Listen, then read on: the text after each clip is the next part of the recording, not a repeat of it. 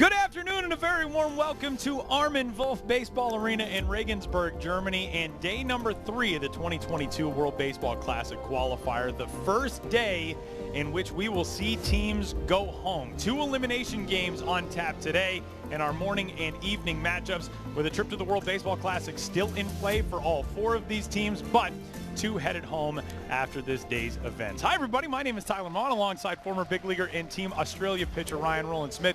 Ryan, we've got 4 teams set for the day today. It's do or die. And in this first matchup, France and the Czech Republic, 2 teams looking to rebound from mercy rule losses. Yeah, it comes at you quick, that elimination day. I mean, we're talking, just a couple days ago, these teams were trying to get their feet wet. Now, all of a sudden, you can slip up early in this game, get off to a good lead, and you're okay. But if you're not, man, you're out of here tomorrow. It's crazy. And it is crazy. I mean, we talked about you get here, all the preparation, all of it. You could essentially be less than 72 hours in, and boom, you're out of here tonight. Yeah, it's crazy. You mentioned, too, the preparation, building these rosters, bringing in Bruce Bochy, going to have breakfast with him in New York, all the storylines. It could be all over today for a couple of these teams. 2 of these teams will move on, and their dreams of making it to the main World Baseball Classic will continue with a victory today here in the losers bracket. There's a scheduled off day for tomorrow. The winners bracket will resume on Tuesday. So the nice thing about that today is if you are a team that gets a win, you get that rest day tomorrow. Yeah, and I think, too, you got to remember the way you handle the pitching staff as well. We've seen this, like last night, for example, where, sort of questioning why certain guys only pitching, 2 2/3. Last night we saw the starter for Great Britain, but it's because of some of these pitch limitations. So some of those things, you've got to treat this like Game 7 of the World Series, but some of that's going to come into play as well. So today in the morning matchup, France and the Czech Republic, 2 teams that showed some impressive things on the offensive side, and especially on that Czech side, as you got to look at this Pool A bracket here in Regensburg. The winners from the first 2 days, Spain and Great Britain, are on to Game 8, which is coming up on Tuesday, and the winner of that will advance to the World Baseball Classic in March. Today we've got Games 5 and 6. The winners of these games move on to Game 7, and the losers are headed home. So we have, very quickly jumped into straight-out do-or-die baseball. It's interesting, too. I mean, we've dealt with some weather. We've dealt with, some different conditions for a lot of these guys. But it's when you look at this pool as well, it's a situation. It's not like you're playing for that final. You're just playing for that ticket to get to the World Baseball Classic. Is to see Bruce Bochy. Talk about some of that preparation, bringing him in, bringing him on board. Man, that's a tense day today if you're in that French dugout. And man, this is something that international baseball does that nowhere else in the world will you find a scenario like this. You got a 3-time World Series manager with a Hall of Fame career standing in one batter's box for the plate meeting, and you've got a neurological doctor in Pavel Hadim on the other side, the manager of this Czech Republic team. That's the beauty of international baseball. We've talked about it a lot. I'm going to continue talking about it. When you have guys such as Bruce Bochy, like you said, up against some of the managers and some of the players. Look, some of these guys have regular 9-to-5 jobs, and they're up against MLB All-Stars come March if they can qualify. So that's the beauty, again, of international competition, and that's what makes this event so great. So the first matchup of 2 today. Tonight we will see that South Africa team go against the host nation Germany. Here is the lineup for game number 1 on this day. Game number 5 of the 2022 World Baseball Classic Qualifier, as sent out by the 3-time World Series champion Bruce Bochy. In the top spot in the order, it is Leo Jimenez. He's a center fielder. Then it's Alexander Perdomo, the shortstop, and Alfredo Angarita, who's been really impressive at second base. He'll bat third. Ivan Acuna is the catcher in the cleanup spot. Then it's Ariel Soriano, the DH, Mael Zahn in right field, Daniel Patrice, who we really liked in the first game in which we got a chance to watch him, Jason Ruiz bats in the 8 hole, and then Paulo Brassier rounding things out in left field. And on the mound for the Czech Republic, Lucas Urkoli, left-handed pitcher. Kind of a late addition. We have some good storylines about this young man right here on the mound. He's 26 years old, 6'2". He absolutely dominated in the Czech League, so it got him a ticket to come and join this national team. So he has got an assignment today up against his French team, trying to avoid elimination. Defensively, this Czech Republic team with just 1 change coming into the day today from their opener yesterday, and their left to right alignment will be Matej Menchik in left field, Arnos Dubavi in center, Marek Klup is in right. Philip Smola is the 1 change, as he'll get the nod over there at third base today. Wojtek Menchik, Matej's brother, is at short, Jakub Heitmar at second, Martin Muzik at first, Martin Chervenka, the most accomplished Czech-born player of the modern era, he's the behind the plate, and Lucas Ercoli getting the nod today. Ryan, yesterday this was a Czech team down 21-2 going to the bottom of the 5th inning. They needed 5 runs to keep that game alive. They ended up getting those 5 runs, and one of the big reasons behind that was Martin Chervenka, the cleanup hitter, who I feel like is the guy who goes into that dugout, and as you said, there was probably a conversation along the lines of, we're not getting out of here on a 15-run mercy rule loss. Yeah, and look, we can look at this and say, well, okay, all right, you're down 15 runs, you're down a bunch, probably not going to win. But again, there's part of that pride, part of that ego that goes into that as well, and also to the momentum. The fact they start hitting balls out of the ballpark in that last inning gives you some momentum, bit of confidence to say, you know what, we're okay offensively, we can do our thing. But I'll tell you what, I think they match up really, really well against this French team. But that man right there, Lucas Erkeli, has a big assignment in front of him, trying to keep his country in this thing. This is a tale of 2 teams in terms of the starts that these 2 teams had. France actually had a 1-0 lead over that really powerful Great Britain team as the first pitch on this Sunday afternoon is therefore a called strike, and we are underway at 1:05 in the afternoon here in Regensburg. On the other side, it was a nightmare start yesterday for the Czech Republic. They were down 3-0 before they headed to the batter's box in the first. They gave up 4 more runs in the second. They gave up 2 in the third, and then came the big blow, a 12-run 5th inning in which Adam Jones, the former big leaguer and WBC legend, I asked him after the 4th, hey, you cool, stick around for another half inning? And then it ended up being like 90 minutes long. But we had a lot of fun during that 90 minutes.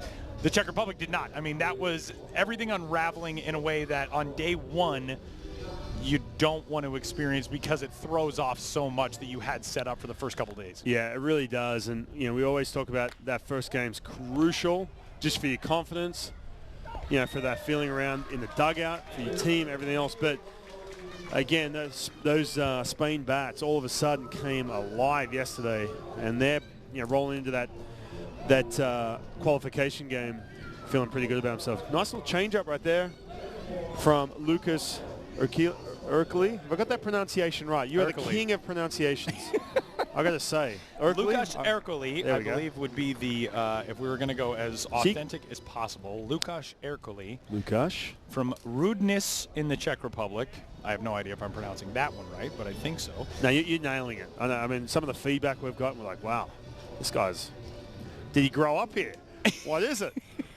I do my best to get the pronunciations right, because I know, especially in the international events, there are people tuned in who have not gotten a chance to see these players play on TV before, and you know, you want to give them that moment of hearing the names of the guys that they've grown up cheering for and, you know, being related to or friends with or whatever it is. As Lukáš Erkeli works the count to 2-0 on Alexander Perdomo, the shortstop.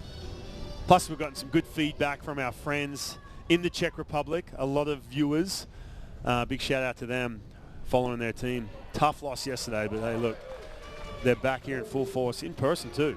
We know they loved our Martin Klaus name drops yesterday, the Czech PR manager. And what is interesting about Martin is he is currently the Czech team's PR manager because the guy who is slated to have that position is on the pitcher's mound right now, and Lukáš Erkeli. Erkeli was all ready to go. He's the PR manager for the Czech Baseball Association. He was ready to come here for that, but he pitched so well during the extra league season in the Czech Republic that this coaching staff, led by Pavel Chadim, were like, hey, man, we cannot have the guy who was the best arm in the playoffs in Czech Extra League play not be on this roster.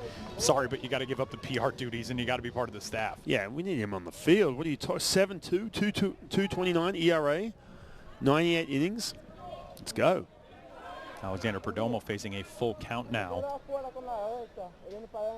And he gets drilled. That is like the 3rd or 4th either 2-strike or full count hit by pitch that we've seen over the last couple of days, and that'll put the first base runner on for France in the first.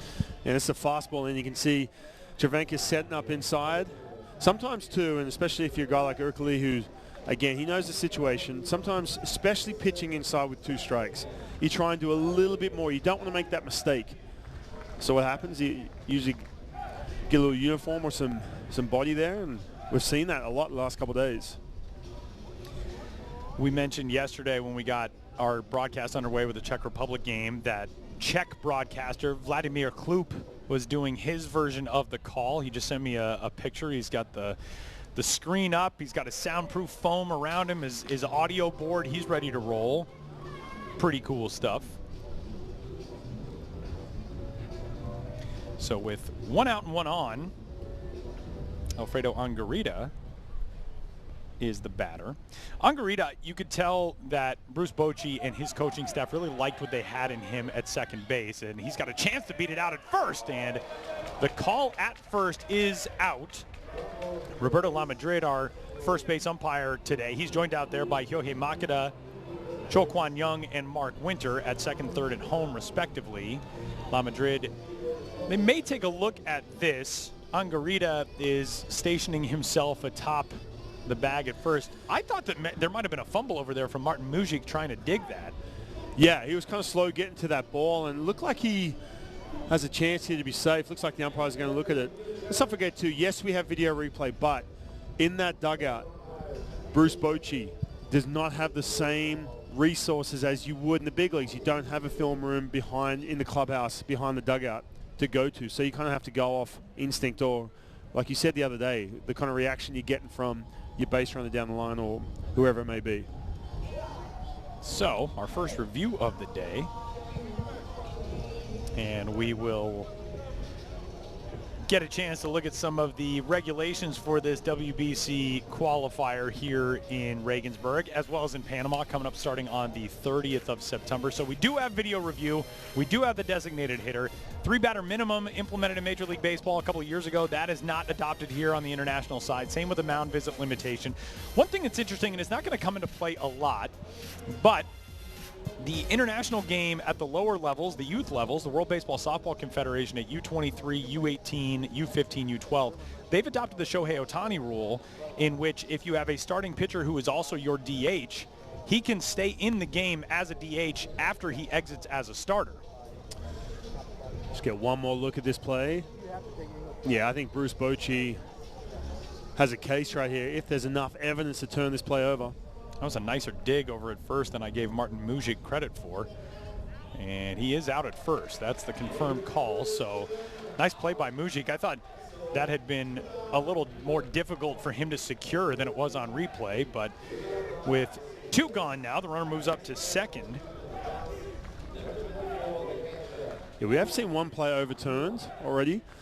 Again, you don't have that facility behind the dugout to really go to. You just kind of have to go off.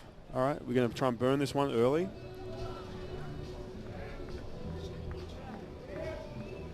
So 2 gone, and the catcher, Ivan Acuna, into the batter's box. Acuna gave his team a lead in the first game of this World Baseball Classic Qualifier a couple of nights ago on a chilly evening here in Regensburg. A leadoff homer in the second inning.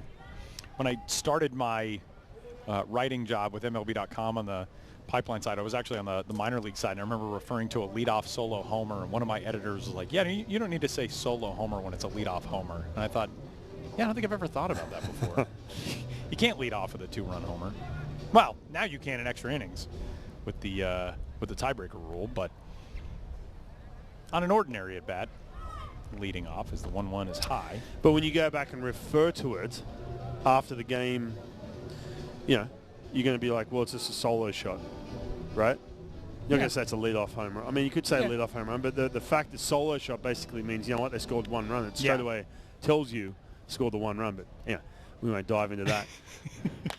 Acuna over 2/3, speared by Philip Schmola, and a pretty clean inning for Lukáš Ercoli, who gets 3 outs on the ground around the hit by pitch for Alexander Perdomo. Headed to the bottom of the first in Regensburg.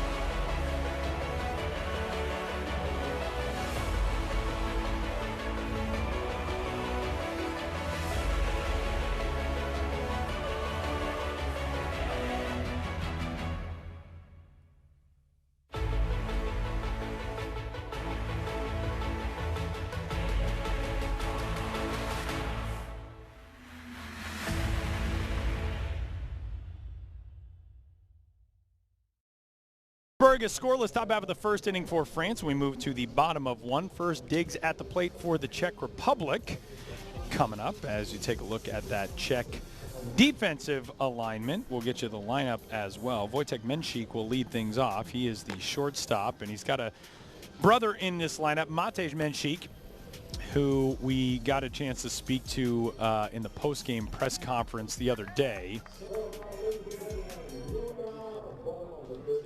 And that was really cool. I mean, that was not an easy day yesterday for this Czech squad. And for those guys that come out, and we asked them about the fans. They've got such a great supporter group behind that first base dugout, and they told us, you know, we're down 19 runs going into the fifth, and we were not happy about it. As we were getting to the dugout, they all lit up. They all went nuts for us, and we kind of realized we still had them behind us. We needed 5 runs to keep the game going. We got it.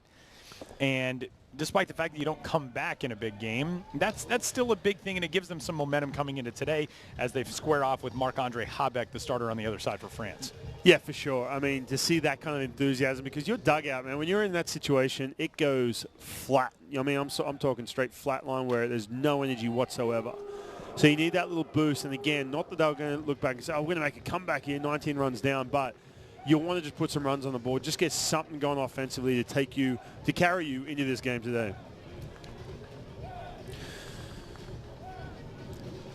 And on the mound for Team France, Canadian Marc-Andre Habeck. Pitched at Georgia State 2015, 2016. Pitching the Italian Baseball League. It's like the place to go in Europe. Italian Baseball League, yeah. There's really been some good players play over there. Yeah, and there have been some really cool stops for players, you know, in not just the Italian Baseball League, but in the Czech Republic, and a drive well struck out in the air to center field. It moves Himinian back, and that'll carry out of here. A leadoff home run for Wojtek Menchik, who did the same thing yesterday, and he puts his team on top. It's a 1-0 lead in the bottom of the first. Man, we talked about that momentum carrying over, how important it is. Even in a loss, you have to leave that game with something to take from it, something offensively too, to keep that heartbeat alive. Man, good start right here for this Czech team. Got a pitch right in the middle. Goes straight dead center with that pitch. The ball continues to fly out of here, Tyler. You know, and again, you knew that ball was well hit, but that just kept carrying, and it sails out of here to center. We also do have a little bit of wind that's headed out that direction today, so that'll play a factor. But the ball has traveled really, really well in Regensburg, and the home run for Menchik, giving his team the lead. That is his second of the tournament and his third run batted in. He has started scorching hot. He is now 4 for 5 with 2 homers and a walk.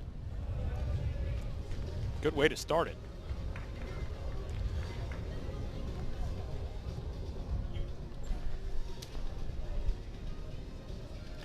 So, Marc-Andre Habeck now going to work against Petr Zima. Zima, the captain, he drives one well. This one out toward right field. Miles on back, and he'll play it off the wall. It's actually squared up out there by Himinian, whose throw in is not going to be in time to get Zima. Homer double, and that Czech dugout fired up on the first base side. Man, you get up in that wind stream right around center field, right center field, good things are going to happen. For Habeck, man, you got to start figuring out something to get the ball on the ground. Look at this hanging curveball right here in the middle of the plate. And that's just some good hitting. Get that ball up into the elements. So now here is Marek Hlup, the right fielder. Petr Zima, he's the captain of this team and one of the guys who really provides the energy for this squad. He's also one of the older guys. July 28th, 1989. He plays in Prague for the Eagles. Same team as a handful of other players on this Czech roster. There is only one non-Czech-born player on this team. That's Jake Rabinowitz, who is from New York, but has lived in the Czech Republic for 8 years or so, one of the pitchers who we saw yesterday. So this is pretty much an entirely homegrown team. Now you're getting into the heart of this lineup with Hlup and then Martin Chervenka, the big catcher.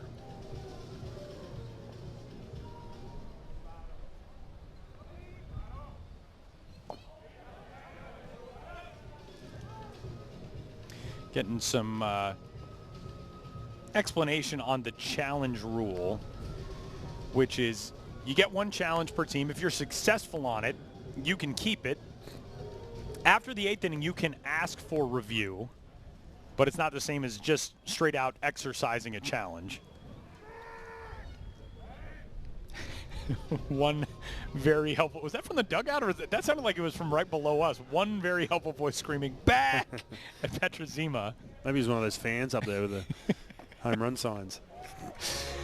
We were talking with Martin Klaus, the press attaché, if you will, for the Czech Republic team, and he said they actually had drums, like 3 big full-size drums that they were going to bring in to be pounded on behind the dugout, and the ballpark staff were like, nah, we can't let you bring those in. There's a lot of people here, and that's going to be taking up too much space. Marek Hloop, 1 for 4 to start things, but his one home run, or his one hit, was a home run, and that came in the 5th inning yesterday. He actually started that 5th, which enabled the Czech Republic to continue that game. They were down big going into the 5th inning. They needed 5 runs to avoid the 15-run loss. Grounder over to third, where Jason Ruiz will put him out. And now we're going to look at this Czech lineup as announced by the manager, Pavel Hadim. Leadoff man, Menchik with the homer. Petra Zima, the DH behind him. He's at second base now, then Hloop. Now here's Martin Červenka, the catcher. Matej Menchik is in left field. Martin Mužič is at first. Arnos Dubovi, the center fielder, bats 7th. Filip Šmola is at third base and batting 8th. And Jakub Heitmar is the second baseman to round out the order for the Czech Republic. Martin Červenka, I was very fortunate to get a chance to interview him for a podcast earlier this year. Look at that video board picture. Is he not the most infectious, smiling guy? He's got the right attitude about baseball and about how much he loves this game. And it's been a big adjustment for him. He played 10 years in the Baltimore Orioles and New York Mets systems and did not return to affiliated ball this year. So he's back home playing in the Czech Republic. And I asked him, what's that been like? And he was like, I'll be honest, it's hard because after you've played so long in affiliated ball, it's just a very different baseball world going back home. He said he's having a lot of fun with it, but it's certainly been an adjustment. Yeah, plus 2 as far as there he is. Look at that smile. Look at that. Hey, look, they're up 1-0 right now. That's true. Smiling next to a lead. That's right. The smile looks even bigger. For sure. But it's a tough transition for anyone because, when you're in professional baseball, affiliated baseball, you have that trajectory. You go down the third base line. That is a fair ball, and Petra Zima is going to score easily. As around first and headed to second, it's an RBI double for Martin Červenka right on cue. It's a 2-0 lead. I should have just let you call it. I jumped in. I should have let you exercise the play-by-play. You nailed it for sure. I mean, your excitement level and his big smile out there on the scoreboard got me fired up. Look at this, another curveball up in the strike zone. Ball's starting to get on the ground, but Červenka, he's a good hitter. You mentioned it, 10 years of affiliated baseball. You're going to see plenty of good pitching. So good to see him giving his team that 2-run lead. What's another thing interesting about Martin Červenka? I asked him about the next step in his, because he said, I'm back here. I want to eventually settle down, start a family, kind of have the next chapter of my life. I'm not ready for that just yet. And I asked him, and this is something that you've gotten into, coaching. I said, would you be up for that someday? And he was like, I can't even think about it at this stage because I don't want to stop playing. Mm-hmm. I thought that was really cool to be in that frame of mind where it's still like, yeah, maybe down the road, but right now I'm still fully invested in this. Well, that's what I was saying right before that double. You have that, when you're in affiliated baseball for 2 years, 5 years, 10 years, you have that trajectory to say, look, the finish line for me is playing in the big leagues. That's all you think about. You just have that tunnel vision, and that's it. And all of a sudden, one day it's not going to last forever. You're going to get released. You're going to get let go. It may not happen. And it's a tough transition. It doesn't matter if you've played, 5, 10 years in the big leagues even. It is a tough transition. And I've seen a lot of guys that, that first 6 months, that first year out of playing affiliated baseball, whether it's the minor leagues or even the big leagues, you just don't even want to think about that next chapter because you're still in that mindset of, what, I'm a baseball player. That's all I'm doing. That's all I'm thinking about. Here's Matej Menchik. Martin Červenka out there at second. We heard a story that he was actually summoned to New York and was getting set to become the first Czech-born player. Really, the first Czech-born player. There have been a handful, none since 1952. We'll talk about him a little bit. but the first to ever play in a major league game. He was called to New York, and then the Mets made a different roster transaction. He ended up not getting activated off the 40-man roster, and he doesn't take part. And that, to me, is like, that's a Moonlight Graham story, you know? And Moonlight Graham got into a game, but you've had that happen before. Your first call-up, you got up to the big leagues, didn't pitch, got sent back down. Yeah, and a lot of people, I had a great debut, okay? And a lot of people look at everyone's debut and say, oh, that's the first day ever he was in the major leagues, and not the case for some guys. I mean, for me, I got called up. We're playing the Yankees. It's a weekend series, 3 games, Friday, Saturday, Sunday. I don't pitch. I was just kind of like that extra guy in the pen. I get sent down, and it just dawned on me. I was on the plane heading back to AAA. I'm like, man, that's going to be my story. I'm never going to get back here. That's really the Ryan Rowland-Smith optimism I've come to know and love. And it scared me. I went back to AAA, and I worked so hard to try and get back. It took about 3 weeks or a month to get back there to have a shot, and I get a chance to pitch. But when you hear that too, that's something that you can look at that and say, what an accomplishment to get that close to the elite level. And we've seen so many players in this tournament that you look at their numbers and their careers and everything else. It is so hard to play in the major leagues. Or you can sit there and let that haunt you and regret things. But I think for him, being a first Czech Republic to get that far and have that kind of career, that's a huge, huge achievement. Visit to the mound from Kano Perez, the pitching coach for this France team. We're really pumped. Top of the second inning, former big leaguer and WBC participant Jeremy Guthrie will join us for a little bit of baseball talk. He's got his baseball Czech hat on as a guy who spent a lot of time over there. We're talking about the amount of guys from the Czech Republic who've played pro ball. There are a handful born in the Czech Republic who have played in the big leagues, but the last one, like I said, was in 1952. And listen to some of these stories. John Stadronsky was born in June of 1850, which is 10 years before the start of the American Civil War. He played in 1879 in, the earliest chapters of Major League Baseball. Got 12 at-bats. He had 1 single and 12 at-bats. In 1889 and 1890, a player named Dad Meek, a catcher, went 6 for 18 in 6 games. Joseph Kukulik got 1 start for Brooklyn in 1904. He gave up 3 runs over 8 innings with a strikeout. He went 0 for 3 at the plate. Pitcher still hit back then. Frank Rooney played in what was kind of a co-runner major league, the Federal League, in 1914. He had 35 at-bats, hit 1 homer, 7 for 35. The last Czech-born player to play Major League Baseball was a pinch hitter / pinch runner named Carl Linhart, who had 2 at-bats in 3 games with the Detroit Tigers. So you add all of that up, and essentially you get 1 week in the big leagues, you've equaled the entire output of these guys. Wow. And that's why, you look at what Martin Cervenka accomplished playing 10 years of pro ball and getting that close, and you think that door will open at some point for Czech players. It just wasn't that time. Yeah, for sure. And, if you're a kid in the Czech Republic, and hopefully you may ask him if he's coaching him, I guarantee he's around some of the youth, youth baseball in the Czech. Big strikeout right there to give him a little more wiggle room. Right here, it's 2-0. Bullpen's already going for Team France. This is a fastball up in the strike zone. This is a pitch. Talked about that breaking ball hanging out in the middle of the zone. You have to start expanding. If this Czech team's going to start swinging, you have to start getting out of the strike zone. That's exactly what Marc-Andre Harbeck was able to do. Big second out. So with 2 aboard and 2 out, here's Arnoš Dubový. Takes the first pitch there for a strike at the upper border of the strike zone. Cervenka on at second after his RBI double. And Menchik over at first. Matej Menchik, by the way. His brother, Wojtek, led off this game with a home run in the bottom of the first. And the count, a ball and a strike now on Dubový. It's a gray morning / afternoon so far here in Regensburg, but it has been mostly dry, knock wood, as Murray Cook and his field crew, I believe they are up to 14 tarp pulls through the first 3 days or so of this WBC qualifier. I don't know why you ever would have had occasion to, but have you ever pulled tarp? Yes, I have. Have you really? Yeah, I have. I asked if I could do it just to give it a crack. I've done the tarp slide. Those things are heavy. Oh, it's miserable. Yeah, you got to get your legs into it. It's awful. You know what I mean? You got to get the air under it. If you can if it can float up, that's an easier pull. But Man, the amount of tarp pulls I did in the minor leagues, I will not miss that. A shot out to right field. That'll settle into the glove of Miles on and retire the side here in the first. Czech Republic gets two. Former big leaguer Jeremy Guthrie joins us on the other side, headed to the second in Regensburg.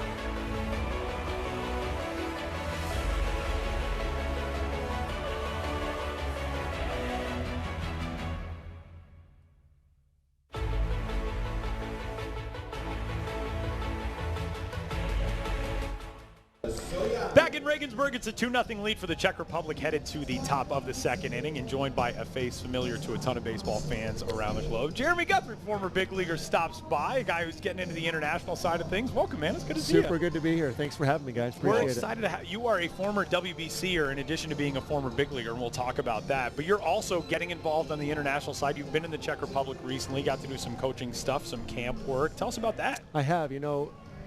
Came back from Houston. I'd lived in Houston the last 3 years and really wanted the opportunity to be in international baseball. I've always loved it. I've actually was counting this morning. I have either played in or coached baseball in 17 different countries. 17? Outside the United States. Holy cow. Oh, wow.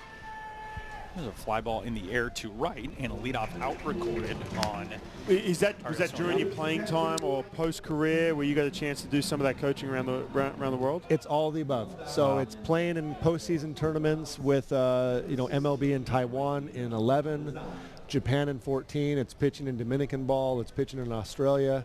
And then it's coaching. I've been at Coaches Clinic in Italy, done the European Big League Tour with Rick Vandenherk 2 or 3 different times.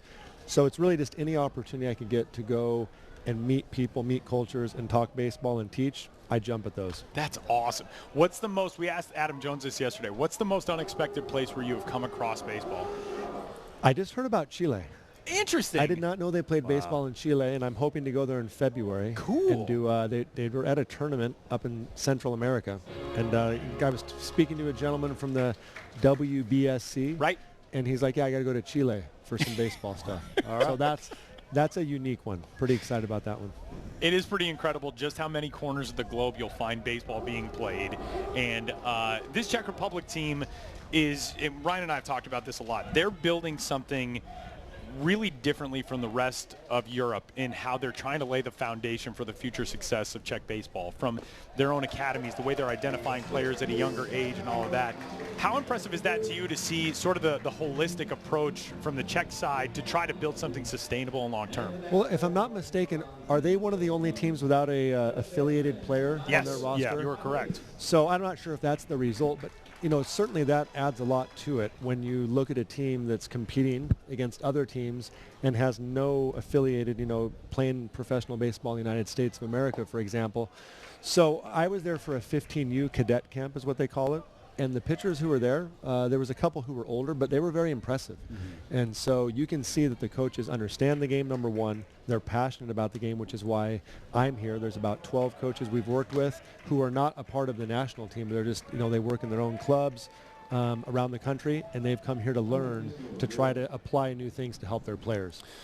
Hey, when you see that, when you roll into Regensburg, and obviously we're in Europe right now, but you see that World Baseball Classic logo, and I've had a chance to play in the WBC, represent Australia. It is absolute. As a matter of fact, I came across you were with the Melbourne Aces, right? Yeah, exactly. I remember, and I remember playing against you guys leading up to the 2017 World Baseball Classic.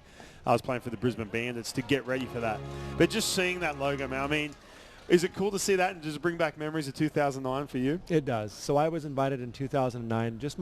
I just played 2 full years in the major league to that point. So a huge honor to be able to do that. Double down the line there. Yeah, our guy Daniel Patrice, we were talking on day one about how impressive of a player he is. The Munich Hard Disciples import. He's from France. He plays in Germany, and he's got a double in a WBC game at a Bundesliga ballpark with 2 outs. I love it. Jeremy Guthrie doing some play-by-play. You've done this before. You did the Facebook games a couple years ago. Yeah, exactly. Yeah. I love, when I listen to a game, I try to imagine what would I say if I were partners with, with Tyler or the Ryan Lefevre in Kansas City where I last played. So you think about that stuff all the time. You guys do a fantastic job. Thank you. But so being invited in 2009 was like a big surprise to me. In fact, I remember where I was when they called me and invited me to pitch for Team USA, and a huge honor.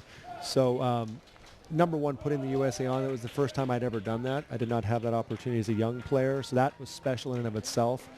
But most importantly, being on the same team as Hall of Famers like Derek Jeter, Chipper Jones, and other mega stars like David Wright, so on and so forth, was an honor. Peavy and Roy Oswalt and Ted Lilly were on the starting staff with me.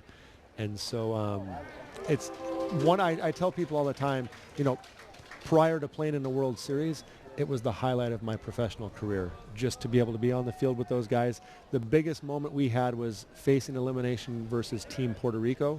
David Wright hit the walk-off hit. Captain America. Yeah, and you look at guys like Jeter and Victorino and the whole team, really. But I remember we were like a bunch of 12-year-old kids who had just won the Little League World Series. Right. And they were celebrating with genuineness. Guys who had won World Series and all kinds of awards looked at that game to advance to the finals as though it was one of the biggest wins of their career, and to be a part of that was really memorable. That was in Miami, correct? Yes, it was. I still remember watching that celebration as the throw gets away out into center field. Maybe a chance for Dubovy, whose throw is not going to be in time to get Daniel Patrice, making things happen with his legs out there, the impressive young first baseman. We had the Munich Hard Disciples, his team here in Germany. They put together a whole little Instagram reel with us talking about him the other night because they're so proud of him as their import guy who is on this squad for his native France. Talking with former big leaguer and WBC participant Jeremy Guthrie, who is now traveling the world to help bring baseball to more places across the globe. And Jeremy, it's interesting because you got to take part in that second WBC, and we talked with Adam Jones, who has the iconic WBC moment. And then after the first game conversation with him, we talked with Chase Utley in the second game. Chase was on the first WBC team. You were on the first one after it had been kind of established. What do you remember the reaction? We'll probably get a chance to talk about this more in the bottom half of this inning since we got a 2-2 count and 2 outs. And the pitch on the way is low and away. But the reaction from guys when it came back for a second time around, was the skepticism still there? Were players starting to think like, oh, I could be into this? Yeah, so the first year, 06, I wasn't in the major league, so I don't know what the feel was prior to that. Certainly you read about it, you heard about it in the news. Hey, we're missing some of our big name guys. Why aren't they playing? My impression in 09 was it was still building. I think, as Adam said, from a position player standpoint, I think it's a pretty easy sell, although it hasn't proven to be all the time. It looks like in 23 we're going to have those players for the USA that you would expect to have. But, we are a little, it seems like the USA has been behind the trend just a little bit. And you look at Team Venezuela, who I pitched against twice. I don't think they were missing anyone from Team Venezuela. Yeah. They were not missing the big bats. And so there's much to be said for that. We'll talk more about that in the bottom of this inning, as that was not ball 4 when Jason Ruiz thought it was, and instead he strikes out on that 3-2. Headed to the bottom of second in Regensburg.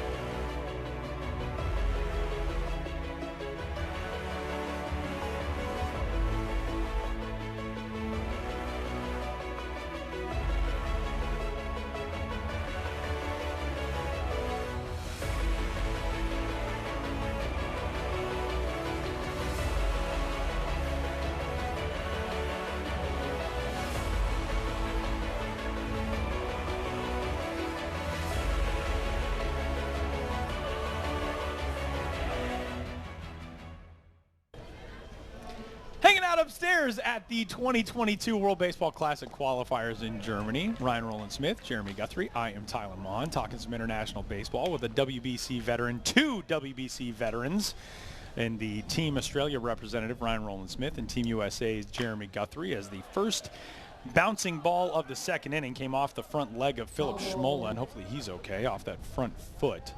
Schmola will try to walk it off. Jeremy, we were talking about what it was that got you involved in 2009 and kind of the reaction of players around baseball, as it is just slowly built with every edition of the WBC. And it's not just, well, I want to get out there and get some innings in, but you're working with coaching staffs and new catchers and all that type of stuff. Tell us about what the experience was like. The experience is second to none. I really believe that, no matter what country you represent. It's such a unique opportunity, and there's a different feel when you play as a unit, like as a country, trying to win. And you love the energy that each country brings, because it makes you want to go out there and beat them, right? It's so lively and energetic. So it's just a different feel, a different style of baseball that you very much appreciate. You know, Adam made a really good point, and he had a chance to play in multiple All-Star games, and you get around guys from other organizations, other teams, who you watch all your peers, but in that environment at an All-Star game, you're basically around them quickly. Hey, what's up? Everyone's kind of celebrating the fact they're in that game, everything else. But all of a sudden, now you're in a situation, you mentioned some of the names you're around, and you're around them, you're in a training camp with them, you're working out with them, you're sitting in the dugout for a good period of time.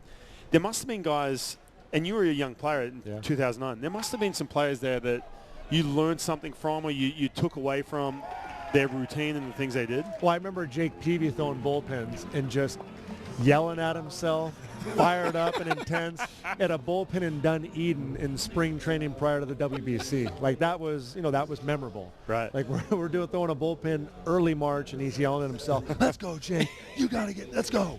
So there's all kinds of memorable things. I think that what stands out the most to me is seeing Kevin Youkilis, Dustin Pedroia, Brian McCann, and David Wright playing cards almost every day. Oh, wow. That was very, very, very entertaining. To see the way they talked to each other and the smack they would talk, it was fantastic. That's awesome. So there is a great thing, bringing the team together. And you talked about players, is it getting them on board? And you're right, whatever Chase shared last night, that there probably was some skepticism, and there probably still is. Certainly you would assume it's almost all the way gone here in the USA. Like, guys want to play for Team USA. They recognize what it is in every way. But there's also the coaching side and the organizational sides, that there's input there as well. And so sometimes we look, why isn't this player playing? Rest assured, there are some coaches and organizations that are probably hesitant, and understandably so. And I felt that even in my case. I was going to start opening day in 2009 and not getting as many innings because I didn't throw particularly well. So I didn't throw a lot of innings. And they're looking at opening day against the Yankees coming up. And there was an urgency, like, we need to get you ready for that. And so there's a lot of components that have kind of led, but I think over time everyone seems to be a little bit more on board of, this is good, we can make it happen, and you can get prepared in a similar fashion to what you'd have here in spring training. We talked about that even with prospects. Harry Ford, the top Mariners prospect, who's been leading off for Great Britain, and behind the plate, Noelvi Marte in the Red system, who's on that Spain team, and what the organizations can dictate and say, like, hey, we want this guy getting this amount of at-bats, or we want him, in weather days and whatever it is, because it's really good baseball. It's really good experience for those young guys. The other thing is, you get to play baseball thousands of miles away from home. You get to have this experience, which is pretty incredible. It's a 2-out walk for Wojtek Menchik, the former NC State Wolfpack College World Series star, who will take first after his leadoff homer in the first inning. And you'll get a chance to do a little bit of exploring. It is Oktoberfest time here in Germany. You're going to head to Munich and check out the festivities and travel around a bit. What's the plan for kind of having some fun the next few days? Well, I head back to the United States on Tuesday. We go to Prague tomorrow and fly out from there. So, I flew into Munich, rode around. We just beat Oktoberfest by a day or two. So, I'm not a drinker, but I think just seeing the excitement, if you're that close, you got to experience it. I'm a big experience guy. So when in Rome, for sure, go there.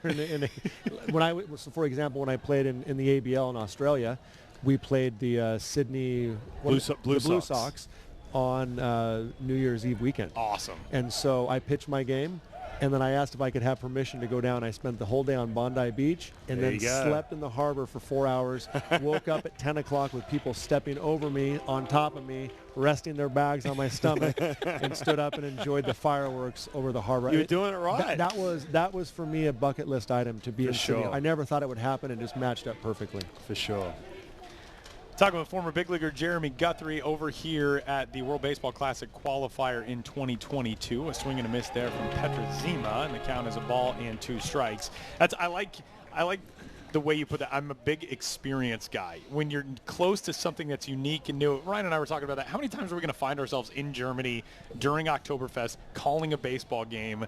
Like, those experiences are what you carry with you forward in your life, and especially when it comes to the international baseball side of things. The amount of people that you'll see here that eventually down the road you'll probably spot at some other future event is really cool. Oh, I've seen, countless faces of people. Sometimes I don't even remember which country I met them in or where they're from, but you run across them, and that is the international baseball community is global and tiny at the same time. I got to ask you one thing before we get you out of here. Who's your World Series pick? My World Series pick is... They're going to save you with the third out of the inning.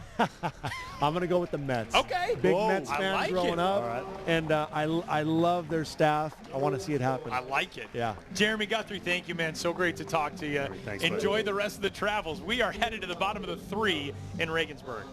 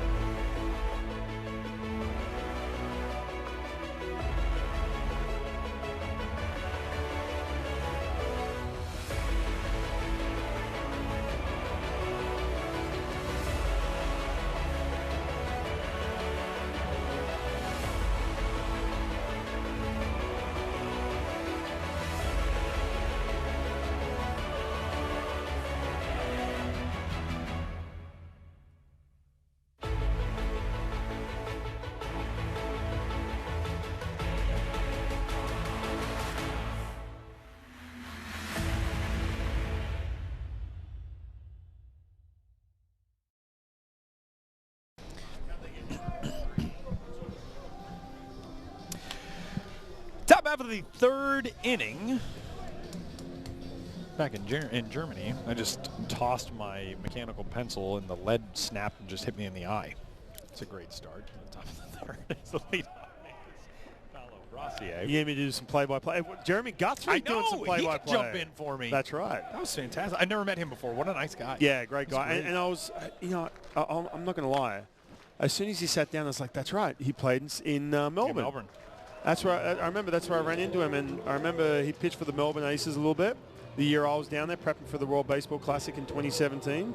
But it's amazing, isn't it, Tyler, when you talk to Adam Jones on the first day, and obviously we had Chase Utley last night. Yeah, Chase Utley last night. But Jeremy Guthrie, they talk about some of their world travels. I think baseball, and that's what's so great about the game of baseball. Now I'm a foreigner coming to the U.S., but it can take you all over the world. And it's the people you meet and the different cultures. And he mentioned playing some of these teams that get so fired up the way they do their things. Obviously, there's a different way to do things. Latin America, the way they do things in the U.S. to Australia. So it's great. It really is pretty amazing the people that you come across in the international game and how you can come across them again later on. And Jeremy hit the nail on the head. He said, yeah, I've seen people's faces who I think, like, I know you, but I don't know what country I know you from. You know, and we've both had that experience where it's, oh, I've definitely seen this person before. And it's pretty amazing, the dedication of people who are part of the international game, and really in any sport, but in baseball is a big family in so many ways. And on the international side of things, there is a passion that is just so infectious. And man, it's been a lot of fun, you know. And you run into people that you, in some cases, have never actually had an in-person interaction with, as we're back at the top of the order, and Leo Himinian. Back when I worked for the Australian Baseball League, that first season, 2010-2011, I used to email with a guy named Jake, who I thought to myself, well, you know, I wonder if this guy, if he's going to come over here, and if we're ever going to come across, you know, each other in a work context. And then all of a sudden the other day, we're on the shuttle together, and I see a name tag, and I think, wait a minute, I think that's Jake. I think that's the guy. And Jake and I hit it off as we'll get a look at the walk, or at the call strike 3. Good pitch right there, down in the strike zone. You can see the bat flip, thinking he had the ball fall. Walking back to the dugout, the leadoff hitter, Jiminian. So 2 gone now after the quick ground out there by Paulo Brassier. Tell you what, the PR director is holding it down. Lucas Erkley. He is doing everything they would have asked him to. So yeah, you come across the globe and you meet the Jake Foxes of the world in person. You get to see Jeremy Guthrie, you know, 8,000 miles away from where you first saw him in a big league park, or in your case even more, where you saw him in the ABL. And Alexander Perdomo, 2 balls and 1 strike on him. And you get these awesome stories like Lukáš Erkoli, as you said, it was supposed to be the PR guy for this team, and then pitched so well in the Czech Extra League playoffs that his manager, Pavel Hadim, said, nah, we're not going to have you, like, doing PR stuff. We're going to have you pitching for this team. And it's a 3-1 count now on Perdomo. That pitch count is healthy too. He's not going to get another chance to pitch because obviously the limited days, but you're thinking to yourself, if he's riding this out, he's going to get that 85 pitch limit. So let's not forget, you can't go over 85 pitches regardless of how you're doing or what's happening. That is the limit.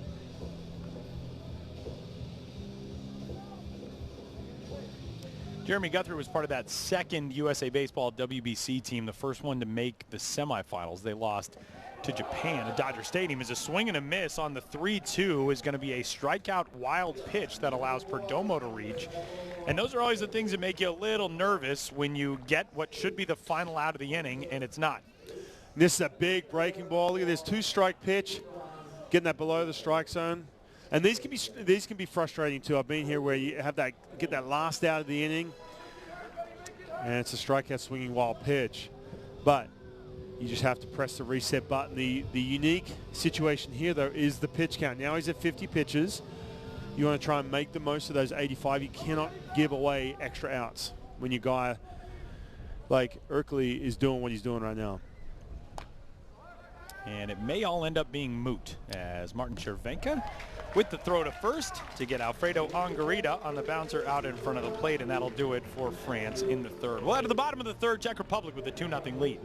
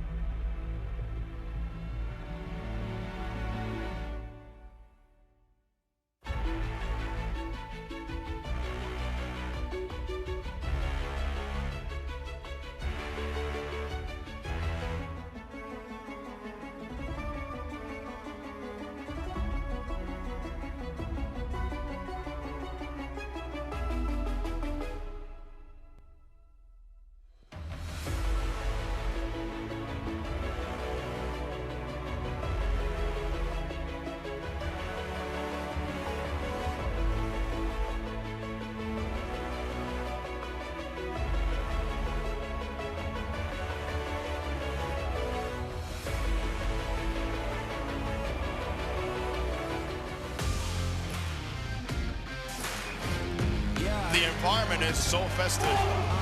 Microphone 1 2 1 2. Pack the whole place. The fans here enjoying what they're seeing at this time.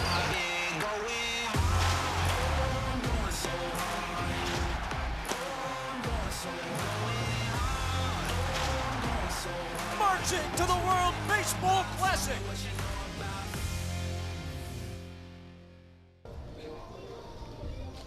Right fielder Marek Hlup will lead things off for the Czech Republic here in the bottom of the third inning. The son of Czech baseball play-by-play man Vladimir Hlup, who also used to work for the Seattle Mariners and once threw batting practice to Adam Jones, our guest yesterday. Wow.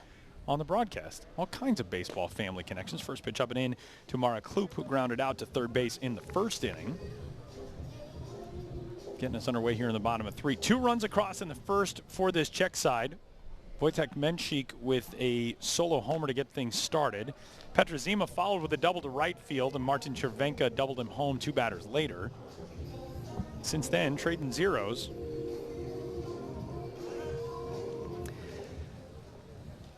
What does that mean? A room without a roof?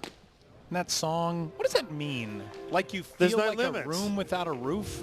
Means there's no limits. That's like Who builds a room without a roof? someone who's happy. The What sun. about when it rains? The sun shining in. You're blowing the roof off. You're that happy, Tyler. Let's go. What a great song. Don't you dare talk down about that Pharrell Williams happy. Every time I hear that song, I'm like, are those the only words that would fit in that spot? What does that mean, a room without a roof? I had a teammate. I'll give you his name. It doesn't Sam matter. gets me. Aaron Hill for the D-backs Yeah. had this song. His kids loved the song. It was when the song was big. This is, 2014. And he had the song, and he's struggling to start the year. So he switched it quick. He Not a said great kids. mix. Yeah, he said kids. Sorry. We're going to have to mix it up here.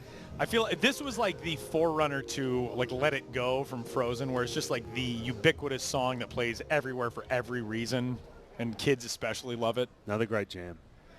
Marek Hlup facing the 3-2 count. As Marc-Andre Habeck has really settled in since that first inning. He allowed a 2-out walk last inning. But with this pop out to short, he has now retired 6 of the last 7 he's faced. Pop out to second, I should say. 1 gone. Yeah, he settled in nicely. He's got the middle of the order right here. So this is a big inning for him. You mentioned the first, giving up a couple runs, giving up the home run. If he gets through this part of the order, he could be cruising on to the 4th. Give Bruce Bochy a bit of leeway so he doesn't have to run through that bullpen again. You know, we talked the other day when France took the lead and then saw Great Britain come back and grab the lead. It early on looked like a game that may trend away from this French side, and they were still in it. It was a 5-3 game after the 5th inning. We had the conversation about how much confidence it gives you as somebody in the dugout when things feel a little shaky, and you can look down and see Bruce Bochy, 25 years in the big leagues, 3 World Series championships, and he's not worried. Right. Yeah, it makes a difference. If you've got a manager who's, flying off the walls and frustrated, and it's not going to give you any kind of good chemistry going into game 2, game 3. Remember, Červenka, well-struck line out to center. All these innings are so important, regardless of what the score is, and they all carry on to the next game. But like I said, for Habeck, this is a big chance. They just got through Červenka, most accomplished player from Czech Republic, probably their biggest threat in the lineup. Got to keep it at 2-0. Anything can happen.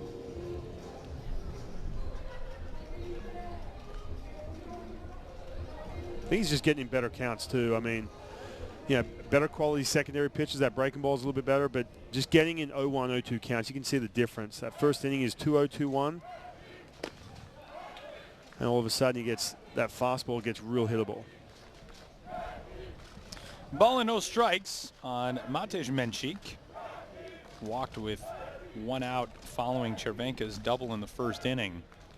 And really from there, it has been a very efficient and effective outing for Marc-Andre Habeck, as Miles Zahn has that one take off on him a little bit at the end, but he's still there to make the grab.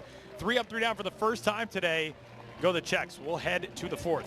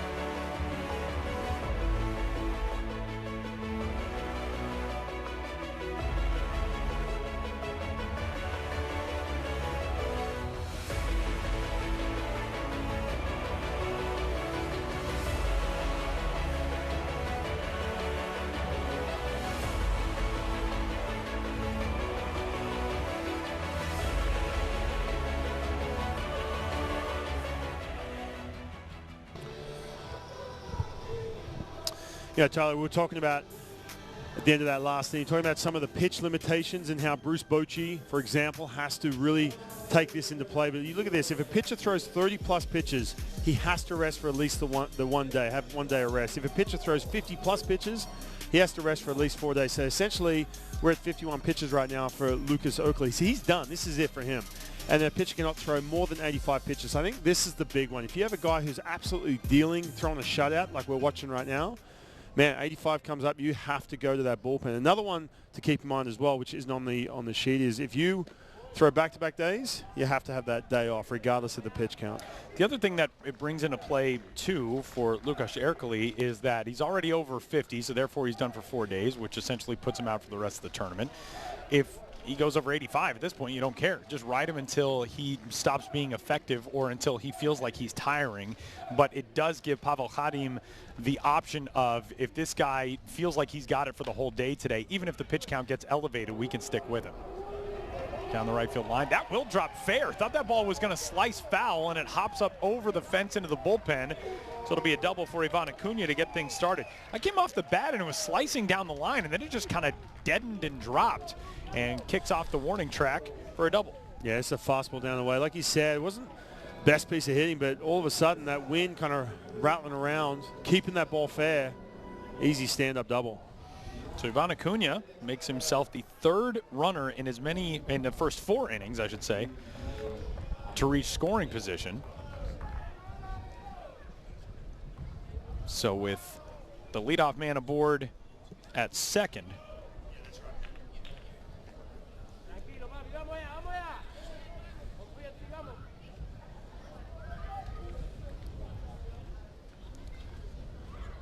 Soriano puts that one on the inside part of the plate. Man, that's one pitch, man. That big, slow curveball he's been throwing right in dead center of the plate when we had Jeremy Guthrie on as well.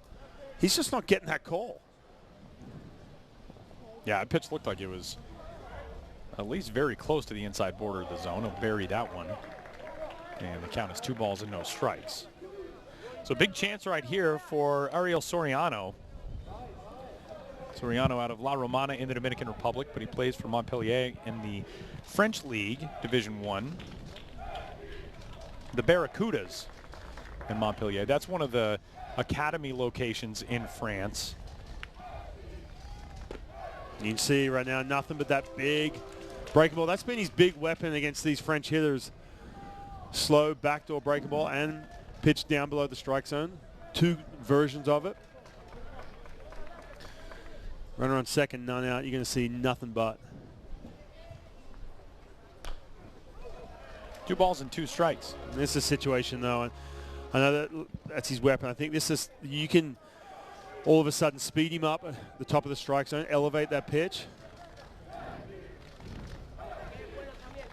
That's something we see in the U.S. a ton now, guys, pitching up in the strike zone. It's such a weapon, especially if you have that good above-average spin rate. 2-2 clubbed foul. You got away with a mistake right there. That curveball, you're going to make it better than that with 2 strikes. France with threats in 3 of the first 4 innings at the plate and trying to get this offense onto the board to cut into this 2-0 Czech Republic lead that is held since the bottom of the first. 2 balls and 2 strikes on Soriano. 3-2. Here's somebody who is very much hoping for a big rally here. The Rooster. We're going to grab that costume, go out in Regensburg for the night. I'm down for sure. Who's wearing it though, you or me? It's got to be you. Yeah, absolutely.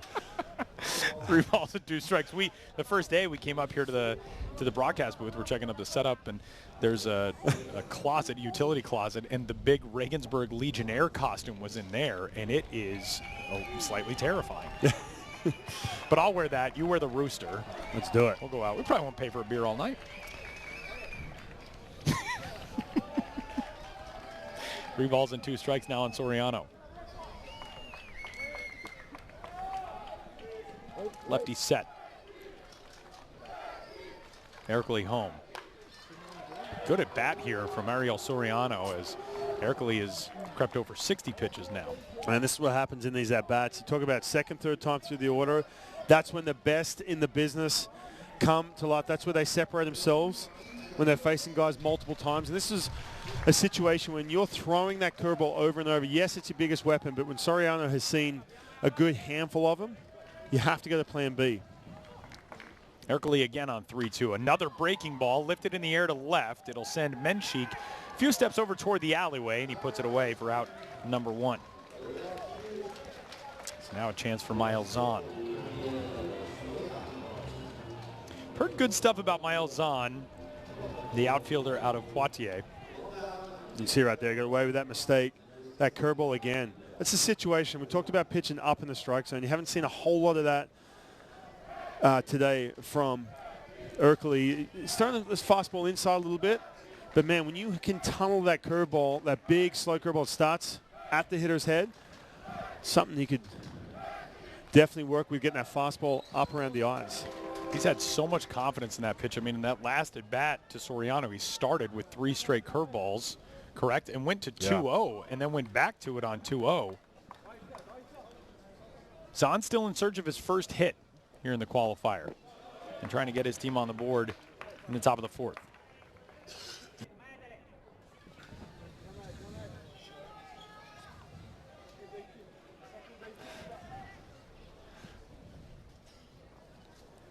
One and one.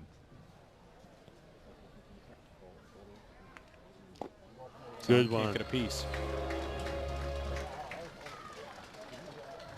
Zahn 0 for his first 5 with a strikeout. 2 runs, 3 hits, an error for the Czech Republic. No runs, 2 hits, no errors for France. Leadoff double down the right field line for Ivan Acuna in this inning, and he's standing out there in scoring position. 1-2. Another good breaking ball.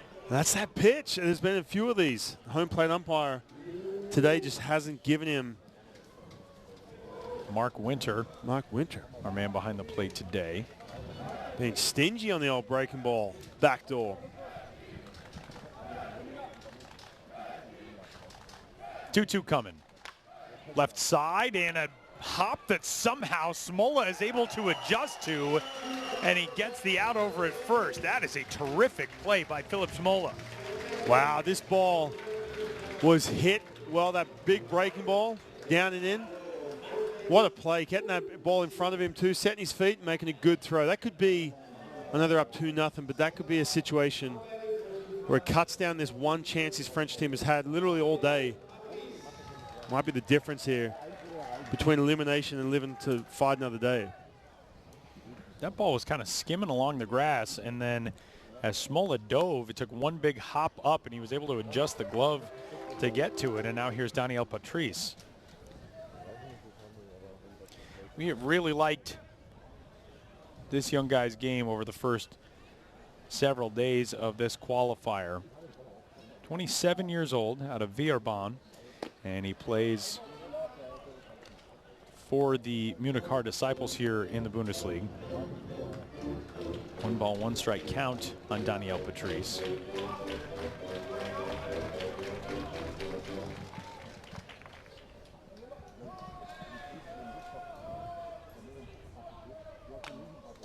Fouled away, it's 1-2. Would you go up in this situation? Yeah, and I've been talking about that this entire inning. It's you know, look, the curveball's good. It's a good weapon, but to make it even better, that's where you elevate. That's where you have that fastball coming out of that same tunnel, same eye level. Plus, it's more of a safety net too. There we go, fastball up in the zone.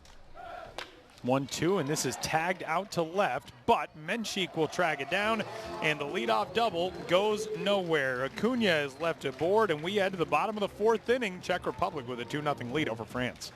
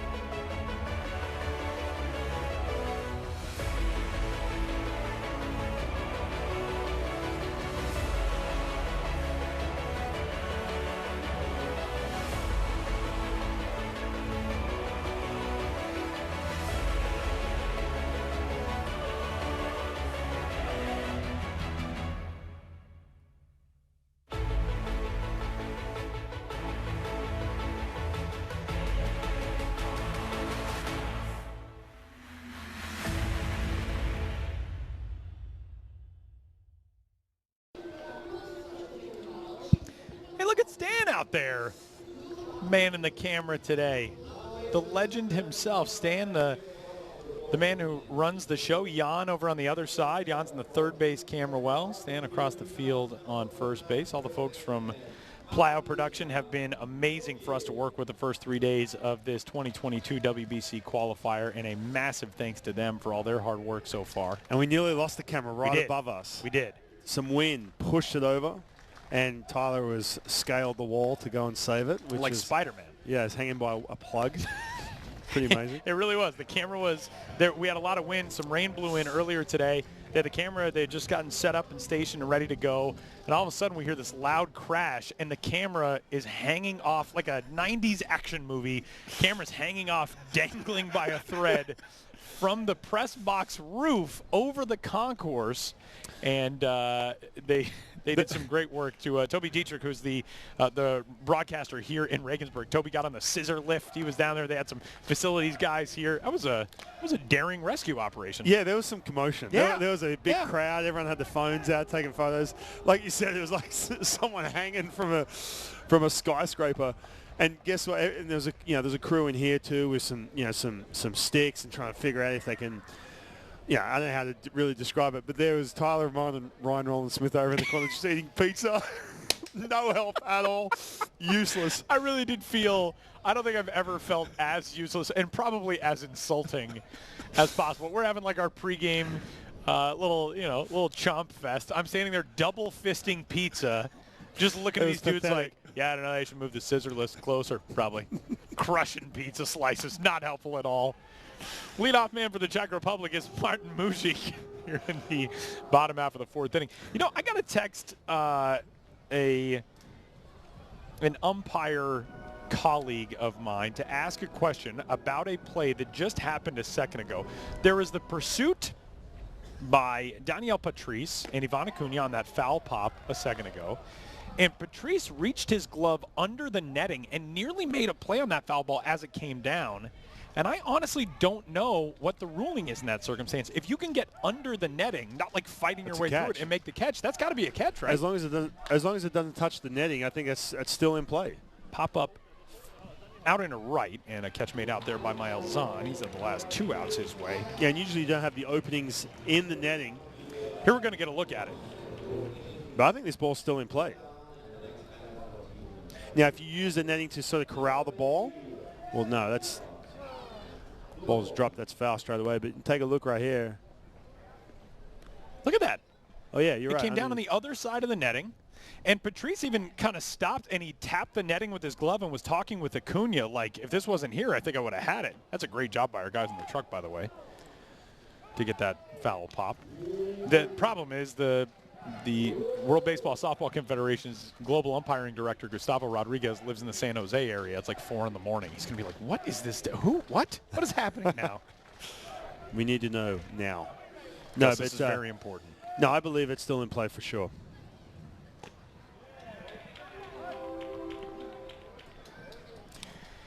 Arnoš Dubový facing a 1-1 count. He flew out to right field to close the first inning. Czech Republic got 2 runs on the board in the first. Wojtek Menšík's leadoff homer.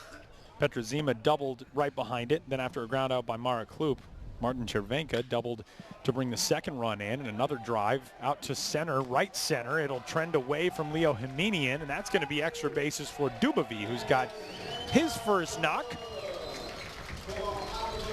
of the entire qualifier, and he's aboard in scoring position. Man, that ball's just going to keep traveling with that wind. We saw this early in the game in the first inning, right center field. That's where the wind's blowing out. You can see this ball just continue to carry all the way to the warning track. Czech Republic threatening again with 1 out here in the 4th inning.